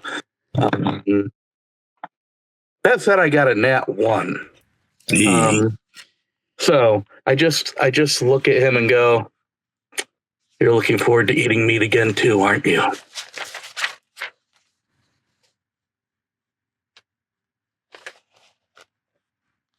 Wait, was that to Arendor? Yeah. Oh. I had been insight checking to see why you were being so quiet, and I rolled a nat 1. So I just look at you and go, "You're really looking forward to eating meat again too, aren't you?" Aaron, he's just gonna kind of like drop his shoulders and that like, "Oh my god, you nailed it.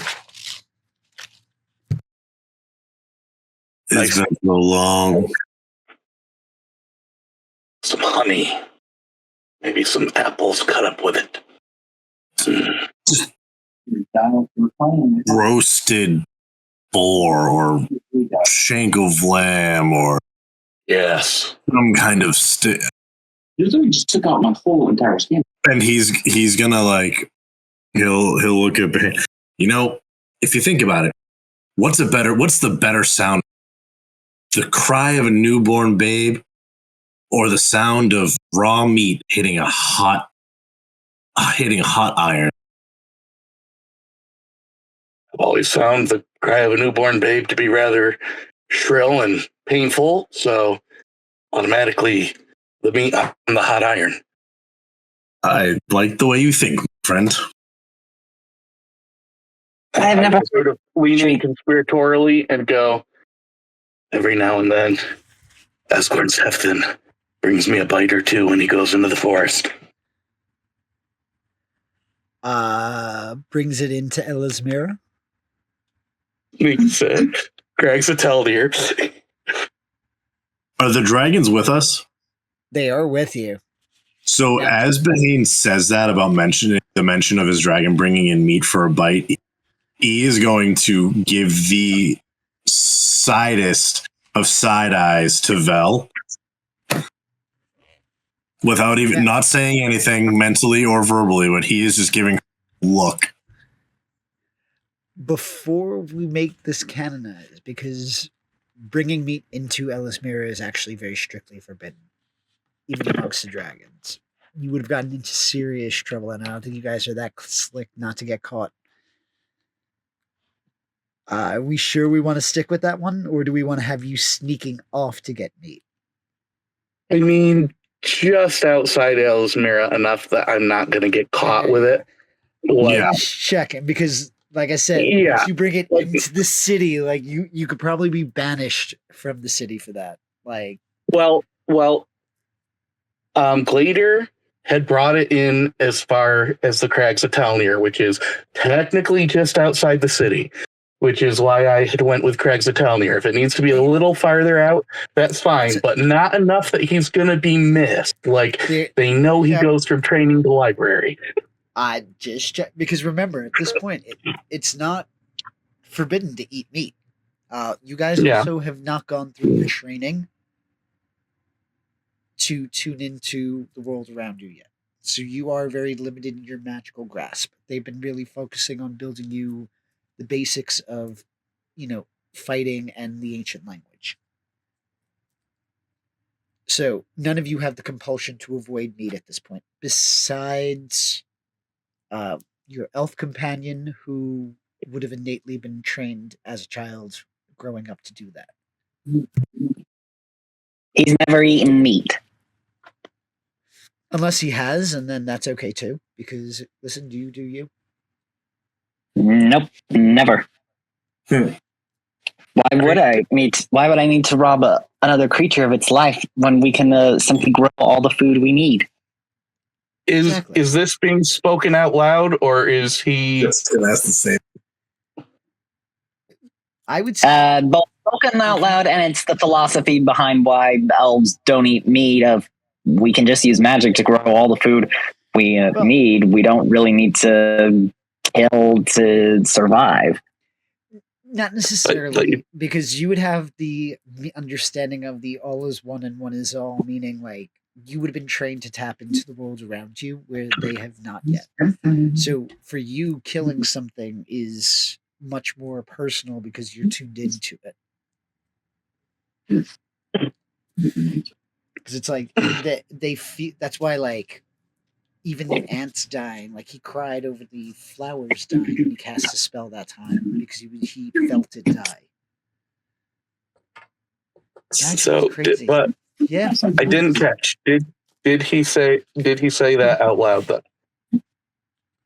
We're going to be saying that there's a small retcon, so he would take it to the Crags of Telnir. You guys are talking. I believe he did say he said that out loud. Okay. Yes. So, but Bahane would just go, I bet you have without knowing it. No. I bet there's at least once been a worm in an apple. No.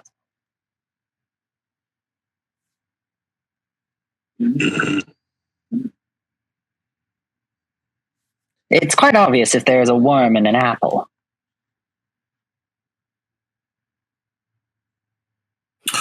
Well, aren't plants considered living creatures?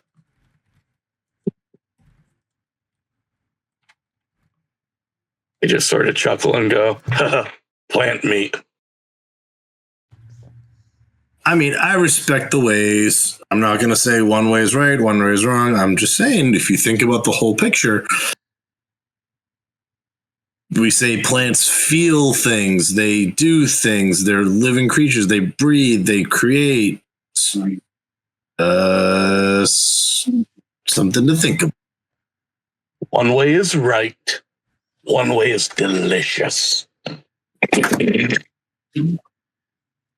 And you are going to hear all three of you, your dragons are all going to kind of agree with that last comment.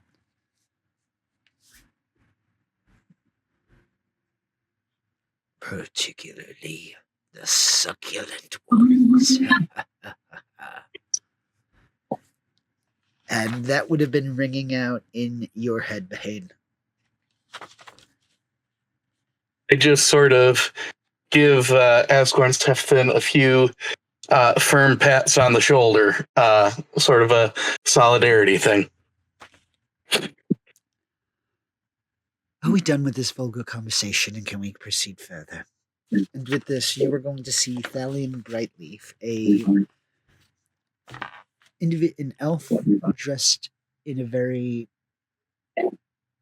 modern style, standing elegant. In fact, he has been an individual that you have crossed blades with in training many times over the last year.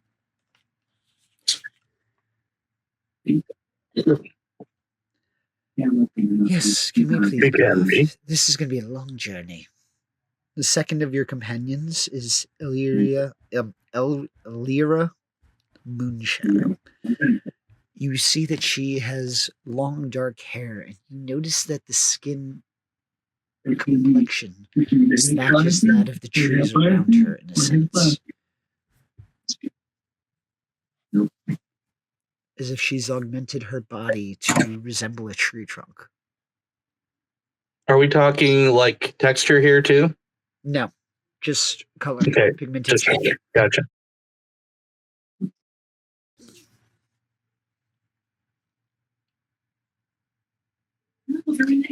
And what's our knowledge of her? None. Okay. Let's be off, yes? What? Yes. What path are we taking? Well, we will be heading south, stopping off at Gilead.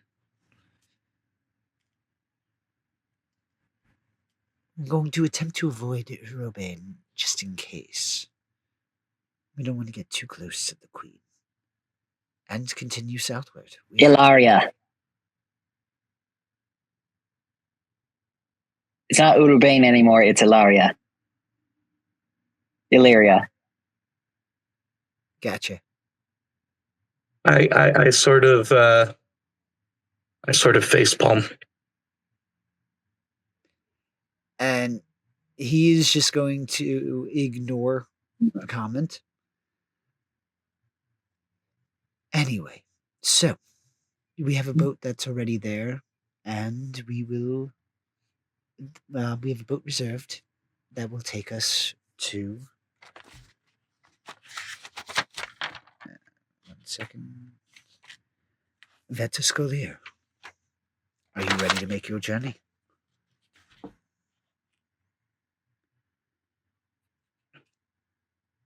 I'm ready. Let's be off. And with that, you are going to see three horses approach. The two individuals who you have met at the border have already been paired with horses. For Erindor. Excuse me. Sorry. Your horse's name is going to be Heirner. Heirner. Hirner. Heirner. Yep. Hirner. For Bahane, yours is Griendrier. All right. Say that again. Griendier. Stop suing me. Reindeer. Do. Yours is Gyat. Gyat. Okay. Are these horses that we already know, given how the elves are with horses? Yes. Okay. So you would have ridden these horses many times. I'm going to start by turning to Asgorn's Hefton and going, so how should we start? Me on horseback or with you? I feel like that's a choice you have to make. I was more wondering if you were tired and wanted to be a little less encumbered. I can't say I particularly care for horses. They're too big for my kind. No. And a dragon isn't. I guess I should have said this. I'm gonna have to get used to this. I was meaning to do that telepathically with him, just him. He would not be inclined towards saying that out loud. Sorry. Oh. No, you're good. I'm going to have to get used to clarifying those when I do it. You're going to see that he seems to be ecstatic at the thought. Okay. I'm just going to wordlessly head over and put on the comfortable saddle and mount up.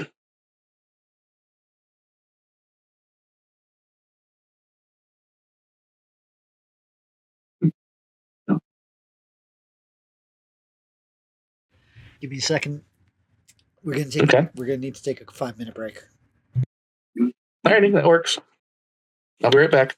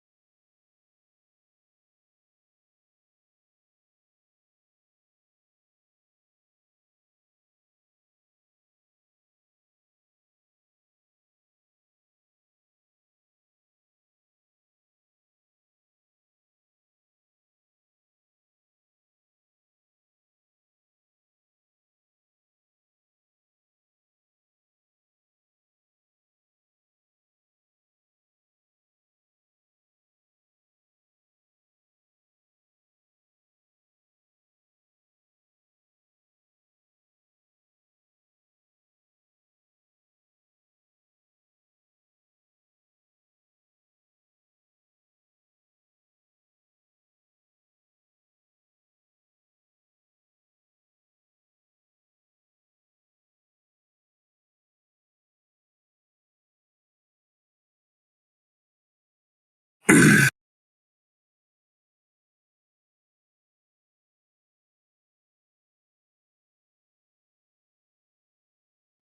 right, I'm back.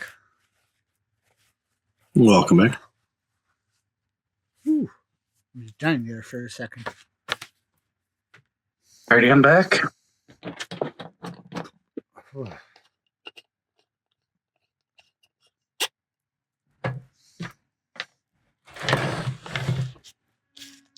right. So, to Gilead first.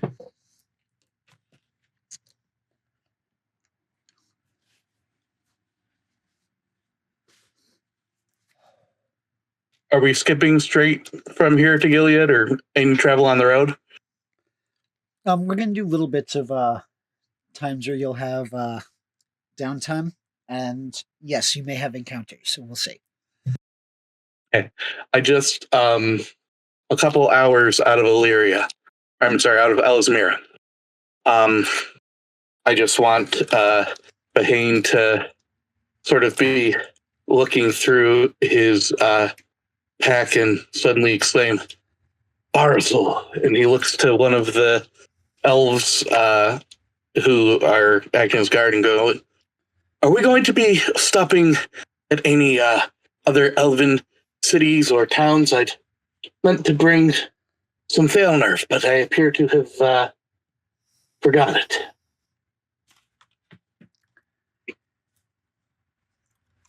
There's somewhere we can stop along the way. Good. I did greatly appreciate Failnerf. Of course, with my elven hearing, I totally heard that, and I mutter, "Elves in their liquor, or dwarves in their liquor."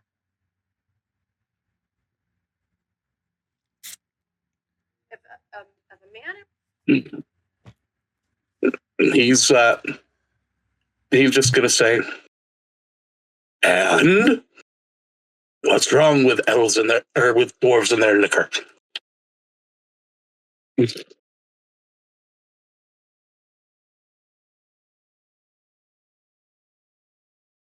It's elvish liquor, after all.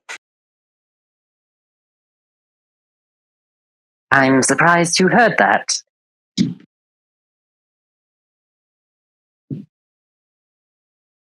I would think that our senses would be enough to hear that in close proximity, wouldn't they? Yeah, Are we not that far along? I would say no matter what, you would have had to been close enough to, unless you're yelling off of your dragon. So I'm assuming it was before, one of those interim points where you were writing. So you should be within hearing range. But I'm more surprised because I muttered it more than said it out loud. I'm sorry, I missed that part. Oh, Apologies. yeah, no worries. I will say that as much as he can manage to keep Asgorn's Hefton from flying, Bahane would rather ride him on the ground than be flying. Yep. Especially after that first. If that is the case, you would slow down the pace.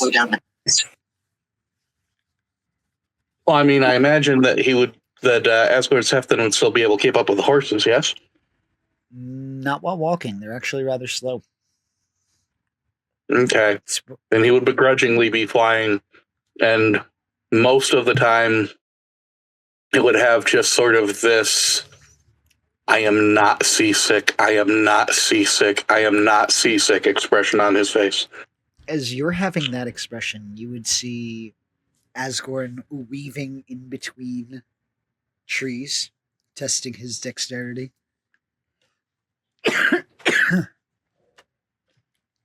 I understand this is who my dragon is. I understand this is what he has to do. I understand that this is a crime against nature. Enkidu and Erendor, you notice that a wave of infatuation begins to kind of pulse at the back of your mind as you realize that it's not coming from you, but as you follow the gaze of your dragons, they are watching as this one is recklessly bobbing and weaving.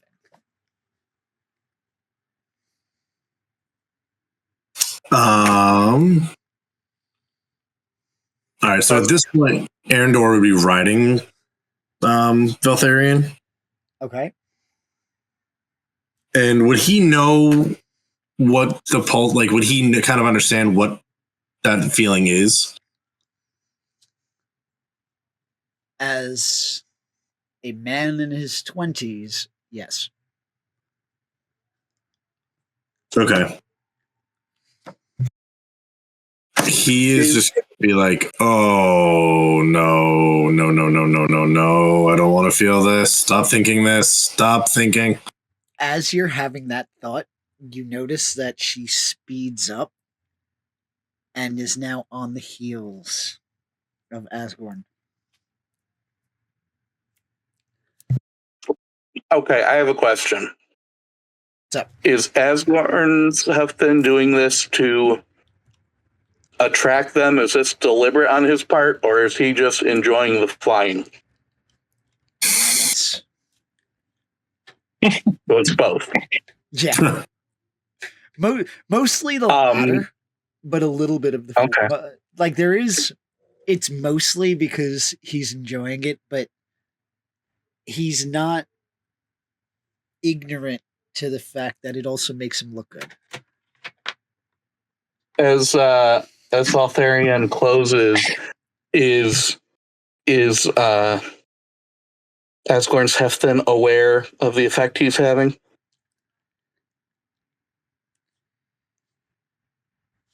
I'm gonna say currently he's too focused on not crashing that he's Okay. not paying attention to whether or not he got their attention. He's just assuming that he did. So you would In feel a that sense case, of I'm just pride radiating off of him. do we have to show off for them? Do we have to really? Like, there are not many male dragons. You don't have to try very hard. As you say this in an almost slow motion, you're able to watch as he hugs around a tree trunk, your head about a foot away, able to count each individual piece of bark due to the closeness, as before he launches up just above the trees, before he reaches the sky limit that the magics will allow. I am just gritting my teeth the whole time, and every joint that can be grasping onto this saddle is white from the effort.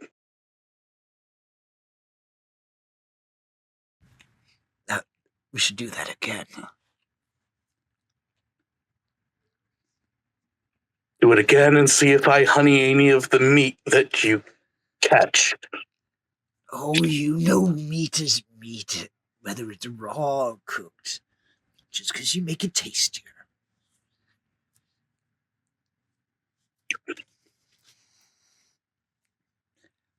Ingatu, you'd be hearing a soft melodic voice in your head. Oh, what an idiot. He's going to get his rider killed one of these days.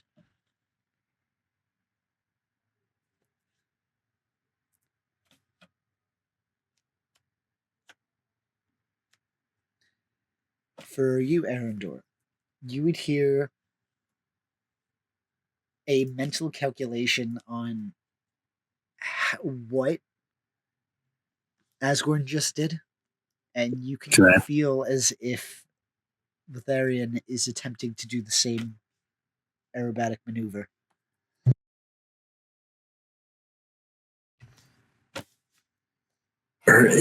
He's gonna like think to Val, are you two seriously doing this right now? As you think that, you notice the speed once more increases. No, not the time. Not the time. We have places to be. This is not the time to show off. It continues on as she begins to hug her turn, and similarly to what Bahane had to experience, you see as the trunk of the tree, and for this maneuver, Valtherian miscalculated a little bit. So whereas Bahine had a foot, you had about half a foot. So you see these the bark even closer as she hugs around before shooting upward.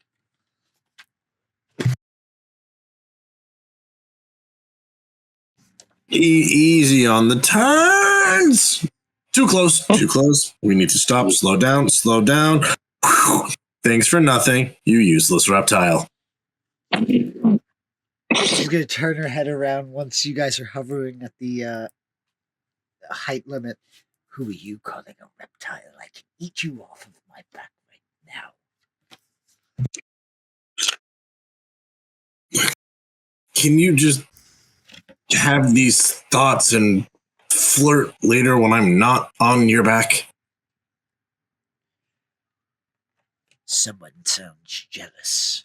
And she's gonna smugly start flying back en route.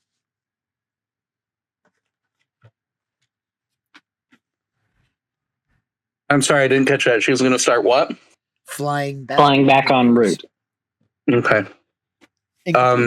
What would you be doing during this time as your dragon is thinking towards you? These dragons could get their riders killed. What idiots!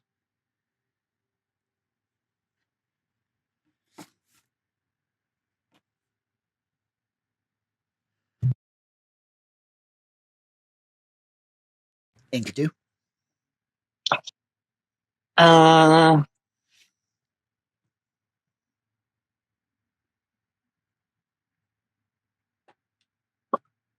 probably just roll my eyes in agreement.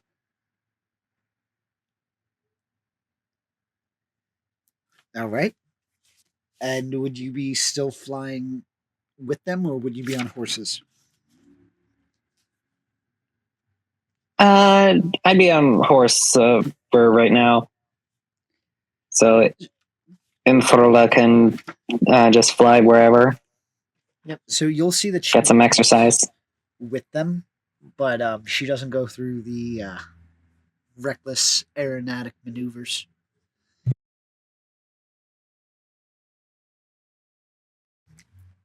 Meanwhile, Yep. In the rare instances that I dare to open my eyes, I notice Enerfala just sort of flying low and level and not doing anything crazy. And there's just a part of me kind of longing for flying low and level and doing nothing crazy. And I'm not really trying to hide that from Asgore and Sefton. That's just... You're going to hear a snort. You're boring. And just to emphasize his point, he's going to do a loop-de-loop and then fly straight.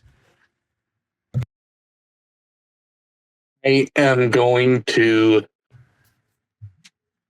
hold on with literally all of my strength. With permission.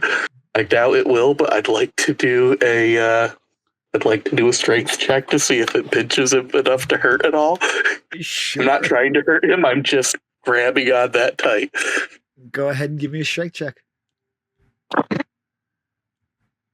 I like the first roll of this dice a lot better than the last two.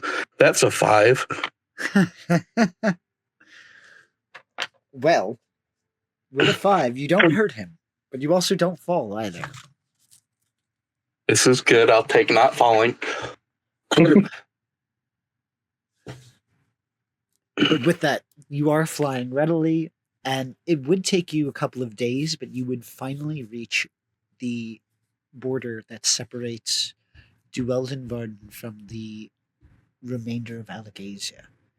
As you approach this border, you would notice that there has sprouted up several, for lack of a better term, campsites or communes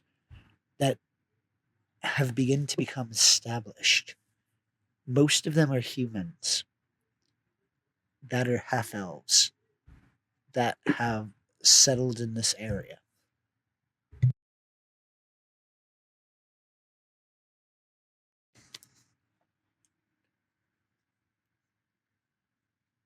Would you like to speak or would you like to pass by?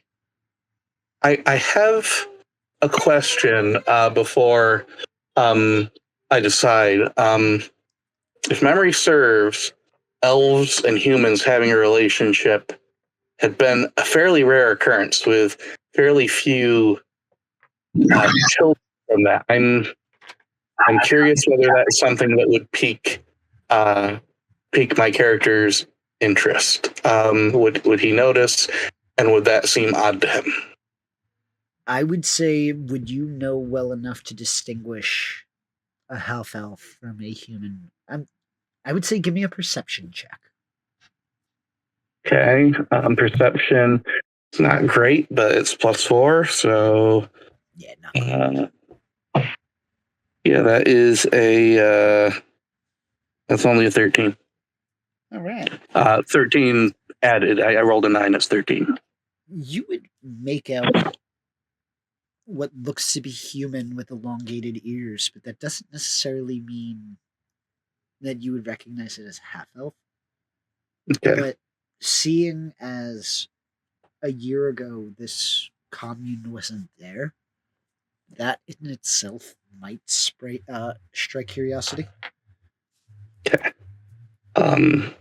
I do have one other question that I would direct to Asgorn's Heftin, which is, do you smell meat? Meat. Yes, but that seems small. I doubt they have enough to appease my appetite. Do you smell meat that is not cooked, that is still running? Are you asking me, should we go hunting? I was asking if you might want to put me down where there's cooked meat and then go hunt. Oh, so you get the good stuff and I don't, huh? You've said enough times that meat is meat, whether it's raw or cooked. Well, if that's what you're gonna see that she lands. If that's what you want, go ahead. And he's going to be over dramatic about it.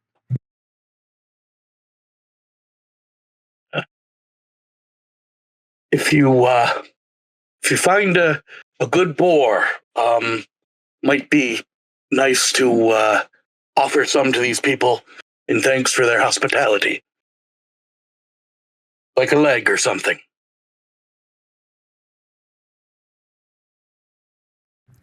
We'll see. And he's going to scoff. I sort of nod in a, well, that's the best I could have hoped for fashion, and start making my way towards this settlement, hoping that there is enough meat to spare. Because I have not had meat for a year now, except for the couple scraps that he has brought me.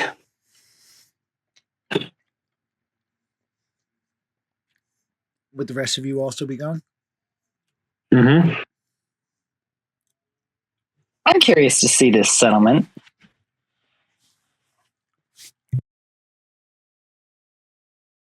As you enter the campsite, you notice that for the most part, it's a series of tents. There's only one constructed house, and you notice that the construction was made out of twigs, things that they accumulated without cutting anything down. It's things that they had found that fell naturally.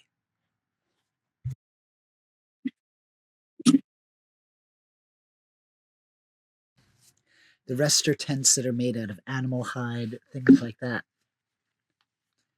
That they, used every part of.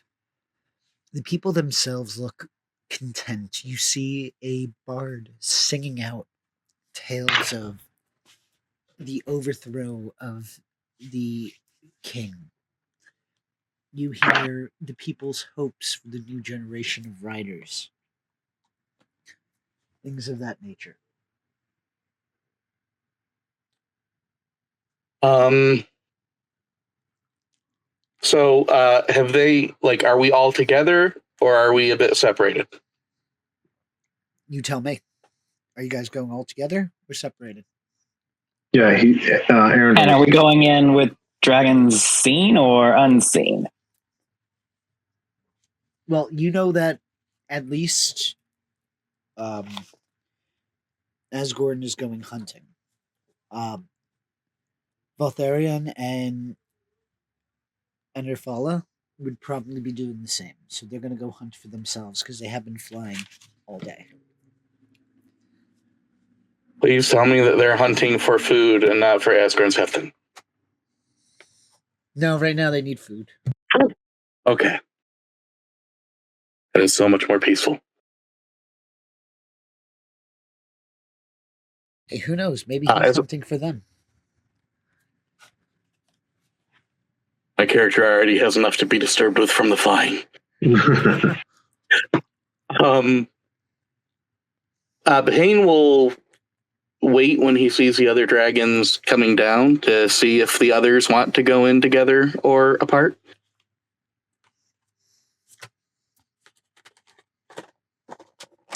Aaron will come down. So, buddy system?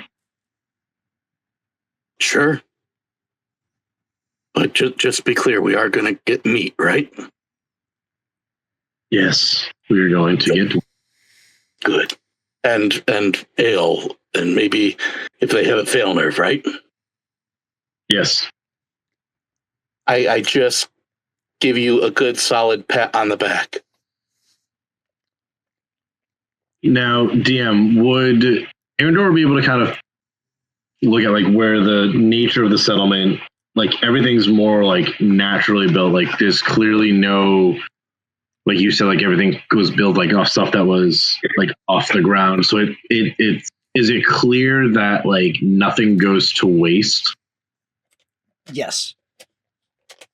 So would he be able to kind of use that presumption to kind of be like, okay, there's real food here? Yes, but there are also two things. A, due to the fact that it's not wintertime, you can assume that any food that is to be preserved is going to be salty as fuck. Okay. The second part of that is also anything that is not fresh would have been turned into jerky, so you may just have jerky. It's kind of one of those catch-22s. You don't know when your last hunting trip was. Okay. Bahane is hard enough up for meat right now that he is nearly drooling thinking about jerky. With that, as you enter and you approach for food, you are going to see that there's about 10 to 15 people who are living there, 3 of which are children. Upon further inspection, you would see that there is a halfling, half-elf child at the age that looks to be about 7 years old. Halfling, half elf. Half-elf child. Okay, half human, half elf. Gotcha. Yep. Something in that term. Gotcha. Is Inkadu going in with us, or? Yes. Okay. I'm going to say that I'm really writing a line here. Part of me wants to give each of the children a silver. The other part is going stranger danger like hell. So I'm going to play it more low key at first and just see if I can figure out where the meat is. I want the meat, and then I want to go listen to the bard. Is it safe to say that the meat is at Arby's?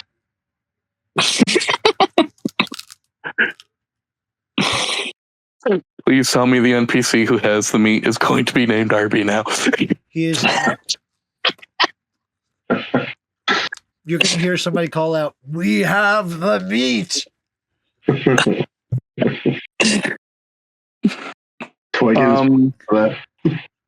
would well. like to. Can I roll an athletics to see how fast Bahane hoofs it to where he hears that? Sure. Athletics is not one of the ones he has good. That's +1. But he rolled a 13, so he's hoofing it as fast as a 14 will take him to we have the meat. All right. As he sees you approaching, you are new around here, huh? Yes, I heard there was meat. There is meat. What'd you do to earn Literally, it? I pull out a silver. Does this help? Ah, wonderful. Here you go. And you're going to get a big chunk of roast. Oh, okay.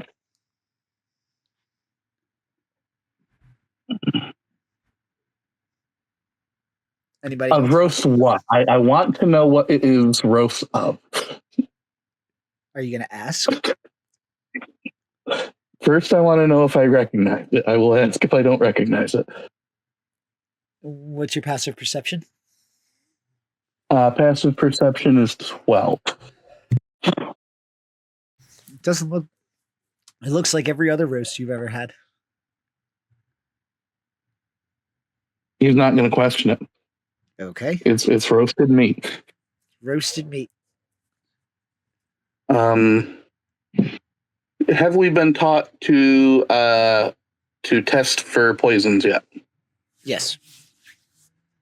I will do that if I can. All right. I'm going to say. How long have we been traveling, by the way? Since this is the edge of Duweldenvarden, I would say for about 3 days. So it's safe to say that we've all filled our rings of magic storing? Yes. Okay. So I would say that this is going to be able to drain of 2 MSP. Okay. Worth it. It's me. Yep. And you know you're not being poisoned. Speaking of, it's not poisonous. Good. These are both good things to know. Right. How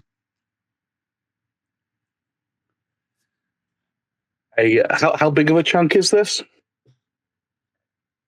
You're looking at a bit good, like half-inch thick. Okay, like, are we talking pound, half a pound? I'd say about a pound. Okay. I am going to divide it up into thirds. 1/3 I am going to stick in my pack. 1/3 I am going to immediately start in on. And the other I'm holding out, just waiting for Arendor to catch up. Alrighty. Yeah, I'll be moving. He'll be moving to catch up. Does he need to roll anything to catch up? I'm going to say, are you hustling like he was? Because he explicitly wanted to see how fast he was going. If you're not in that big of a hustle and bustle pace, I'm going to say it's not going to take you very long to get there. For the sake of wanting to roll something, he'll be hustling. All right. Yay, rolling. Go ahead and give me that. What would you like? Athletic checks. Strength. Athletic check. Yes. This will be fun. Not 9. Okay. You kind of like stumble a little bit and 3 people cut in front of you. If you've ever been like on a food line with Greek individuals, as you're around, like 3 people start a conversation and just somehow manage to skip in front of you. Yep. Seeing this, I sort of circle around and hand him the third of the meat that I had saved for him. All right. I don't say anything as I do. I am chewing.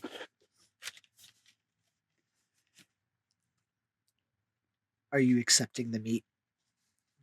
He is accepting the meat, and he's just gonna like a little bit like panting and a little bit like trying to catch his breath. He's just gonna kind of like hold the meat up like a gesture of thanks. Oh God, this is funny. And Why? yeah, He's thanking him. I know. It's just I just love the fact of the devotion to meat. Y'all It's must not the be I would also like to say really quick that in between my moments of just like, oh, there's actually melted fat I can feel on my tongue right now, I am telepathically contacting Asgore and Sefton and saying, it's not much of a bite, but I saved you a bite. eat it. I have my own. And You don't see want that it. he's biting into a moose. Okay. I'm just going to repeat. You don't want it. You're sure. I don't want to hear you complain later that I didn't save you any. Is it more than just a morsel that whet my appetite? I don't have that much gold. Do you yearn to tease me? It can be fun at times. In this case, do you yearn to tease me with food? And you hear this one more of like a growl. Do you yearn to be teased by food?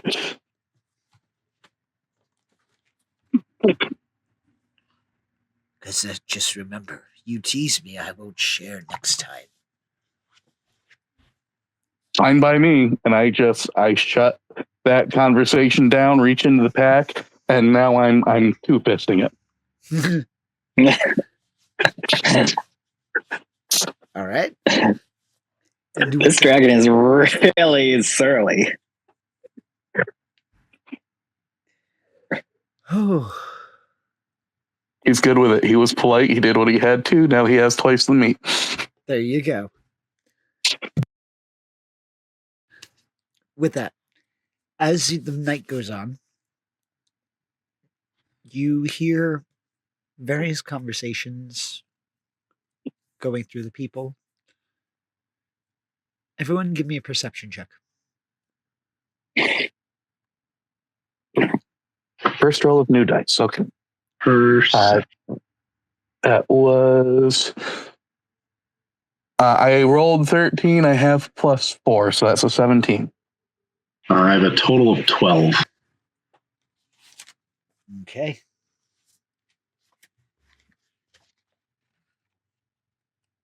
And I rolled a total of 20. Okay, the Nice. 17 and the 20. You get information. So Okay. as you're listening in, you hear different people, but one voice stands out. It's a cloaked individual, one who was engaged in a lively debate on the extremism of Nasuada's decree against magic. This one individual you hear mention ashen teeth. There's a quick shh, shh before the conversation changes to something more light, like the comparison between Galbatorix and Nasuada.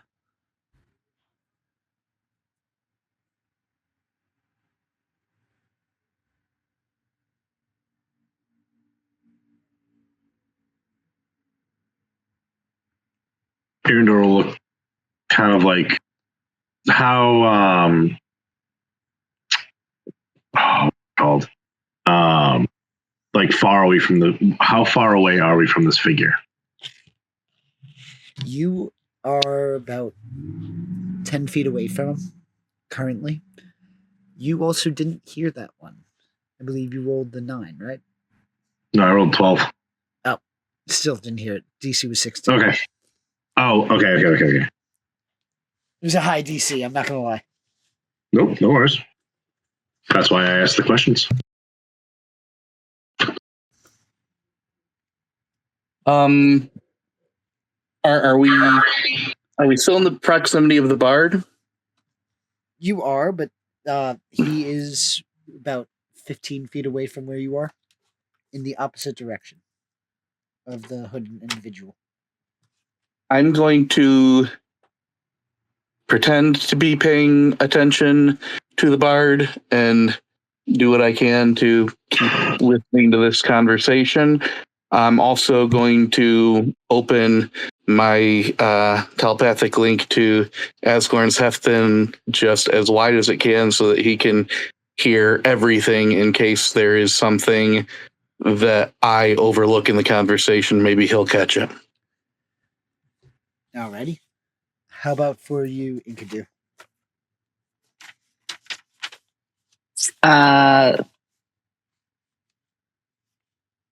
I'm going to reach out with my mind and touch their consciousness. Okay. Are you going to attempt to do this stealthily or? Yes, on the stealthy side.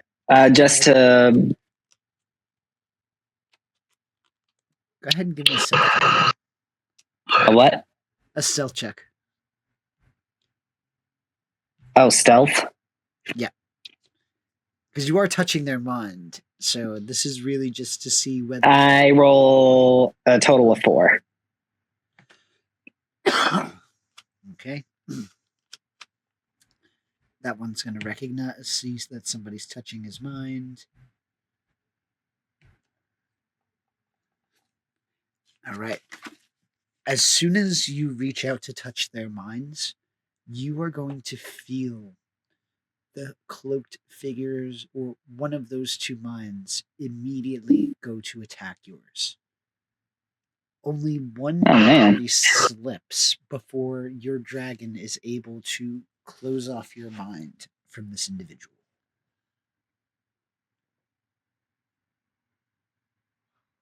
As if you just tried to get into the mind of a seasoned magic user.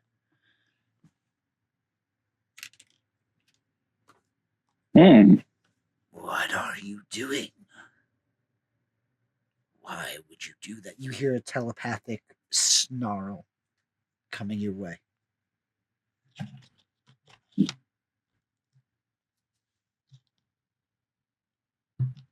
I only meant to touch his outermost thoughts. I did not expect to find someone trained in the ways of the mind here. Do not recklessly attempt to enter someone's mind, especially here. They would have had training. So I've noticed.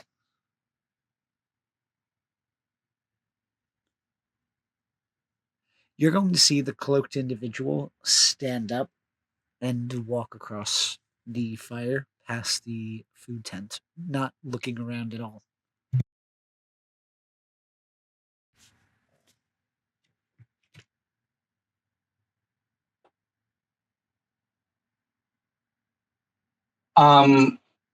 Would I have noticed a sudden interruption to what's going on?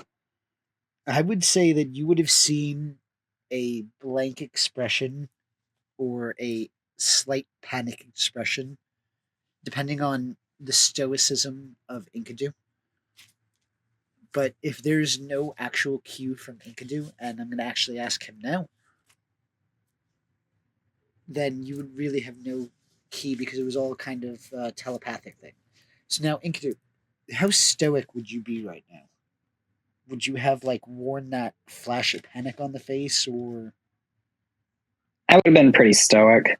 All right. Well, I will say I was more thinking about would the way the guy who was talking, who I'd been listening to, would his demeanor change strike me as odd? Was more what I was thinking. I actually hadn't considered paying attention to Inkadu's face. Okay. Then you would not notice a change in that individual's demeanor. It just it's like he just wanted to. He ended the conversation and walked away. Gotcha.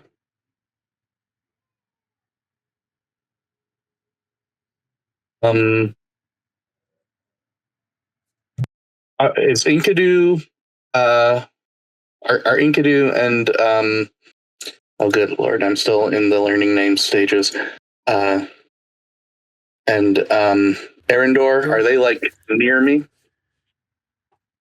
I would say, where are you guys? Are you guys together? Are you guys separated? Because I was going to say, Yeah, I'm still you together. overheard him. You would have had to be in about the same vicinity. Okay. So I just sort of elbow both of them and go, "Did you hear what he was talking about? Comparing Naswada to Galbatorix?"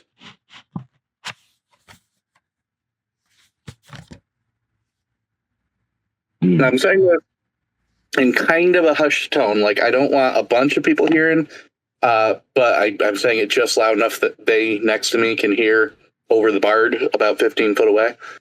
Yep. Indeed, I did. I even touched their minds. What'd you learn? They're trained in the ways of mental defense. I was surprised to find. It's not something you find every day.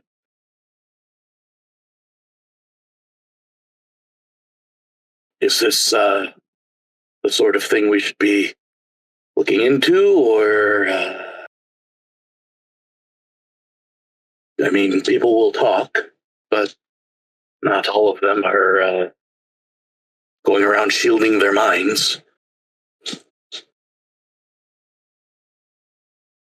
Shielding a person shielding their minds is not necessarily a bad thing. No. But it does give a certain weight to one's words if they know how. It speaks to a certain level of education.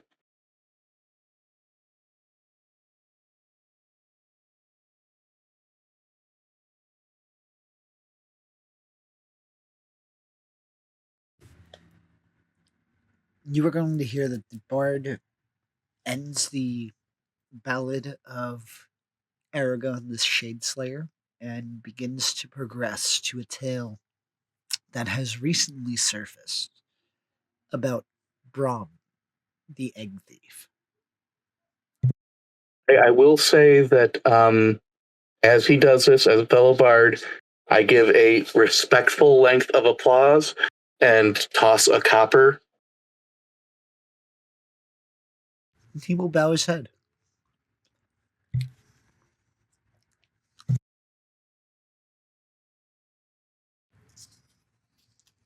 Yeah.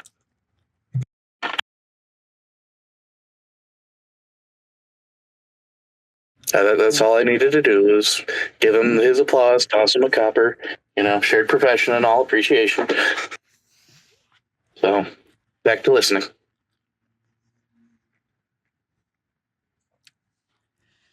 As you continue on through the night, is there anything you guys would like to do or discuss?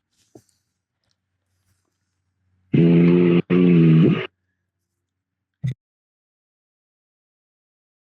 they have alcohol? Yes. What varieties and how much? Strong, stronger, and moonshine. Okay. How much for each? I'd like to get some to make the travel a bit more pleasant. And I'd like some for Asgorn's Hefton. And I'm going to go, well, give me the prices on each. Well, keep in mind that this isn't a big area. It's not like so they only have like 3 or 4 casks of alcohol. Okay. And it's probably more for themselves, so it's going to be pricey to try and get a whole lot to travel with.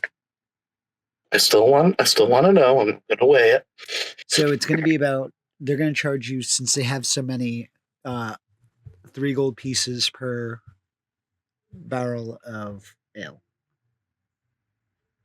Oh, I would like to do it, but that is literally a third of what I have left. So how much to get a good, skinful? 5 silver pieces. 5 copper pieces. Not going to cost you much to refill a skin. Can I get 2 skins? For 1 silver piece, yes. Okay, I'm going to get 2 skins. And this is the hard stuff, yes? Yes. Okay. Alrighty. All right. How about for the rest of you? Are y'all getting drunk? No. Andrew's not of age. I'm not getting drunk. I am saving it for later. I will say... Drinking age was like 16. Like, let's get real here. Okay. Aragon is often drinking liquor at like 14. Oh, okay. It's the freshest water around. He's not joking. I mean, the typical morning drink is breakfast beer. Pretty much. So yeah, you would be able to get alcohol if you want. It's not that hard. It would only cost you about 5 copper pieces per cup per se, unless you work the field or contributed to the society in any way. All right. Arendor's not going to drink. Is there an opportunity for is the bard sort of going all night, or is there a lull where I'm not sort of stepping in on his territory where I could get up and sing something from the Beors? You'd have an opportunity. I would like to do that before the night is over. Go ahead and give me a performance check. Okay. Be prepared for this to be bad, because he is not the singy sort of bard. He's only got a +3. He is going to pull out his bodhran, which is Celtic drum. If any of you have listened to Celtic Woman, they have it often. Sort of a hand drum with a striker that you hit from both sides. So that is, that's going to be an 11. I'm assuming that does not come off very well. Yeah, you croon adequately. You make about 5 copper pieces. Okay. And I'm going to, if I can have the choice of what to do, I'm going to actually sing a song not very often talked about and when she was young, before everyone started wearing the veils and before her people died, she was much beloved, and that's how I usually choose to remember her. So I'm going to share that, knowing that they will probably never hear that from anyone else. Awesome. What a lovely tale to tell. But with that, the night, unless there's anything specifically you'd like to do for the remainder of the night, is going to progress relatively quickly and uneventfully, leaving you ready to travel the next day. It's about here that we're going to pause for the night, because this is going to be at least anywhere between 2 to 4 sessions. Just to be clear, I'm just going to sleep uneventfully. I am not like being assaulted by images of let's say dragons wrestling. See, you are now. But that's just because you brought it to the forefront of my mind. Wasn't even thinking about that. I am going to, as I go down to sleep and these images start flooding my head, just be like, oh, by Hillsfolk's beard, and just like clutch my head as I do my best to cut off that link as much as possible. And like, I get it, but really when I'm trying to sleep. While we're doing this, Arendor, go ahead and roll me a d6. 1 Oh, to good 3, lord. your dragon is betting. No, excuse me. Sorry. Behane, roll me a d20. 1 through 3, your dragon is betting Valtharion. 4 through 6, Innerfalla is getting betted. Okay.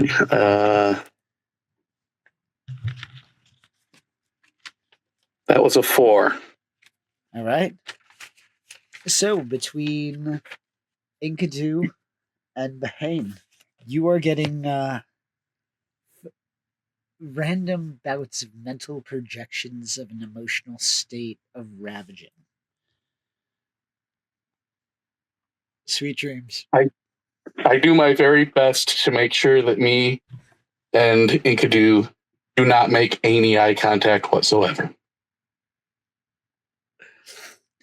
Oh gods! But with that, you all rest. You rest completely for the night. Any magic points that were expended would be fully brought back. And here we are going to end it for the night. So far, what do we think? Liking it. Yeah. You guys took it to an interesting level with dragon relations. I was not thinking about going there. Hey, it is a lot better than it could be. Yeah. Have you ever read Dragon Riders of Pern? Nope. I have, But now I'm probably going to. Oh, and that one, the telepathic leak is so strong. The bonded partners, they do it with each other while the dragons are doing it, regardless of the other one's sex. okay. Yeah. No. Yeah, I'm not I'm not going feeling that far story with as much. it. I'm good with that one. I mean, listen, unless you players want it, I'm good. No thanks. Also, I'm not trying to turn this into dragon porn hour. Nope, we don't need that. No. I probably I wouldn't guess- have thought of it so much myself if I didn't have literally during this session my dart frogs breeding all around the room. The better question is, are you guys going to be able to make it to this island without one of the dragons getting Dragon drama. I mean, Oh, I am God. assuming that we would just get congratulated by Aragon for there being the second new dragon egg. Yeah. So Oh boy. All righty, guys. the I am going to bigger hop off question for is that. if I can. All right, have a good one.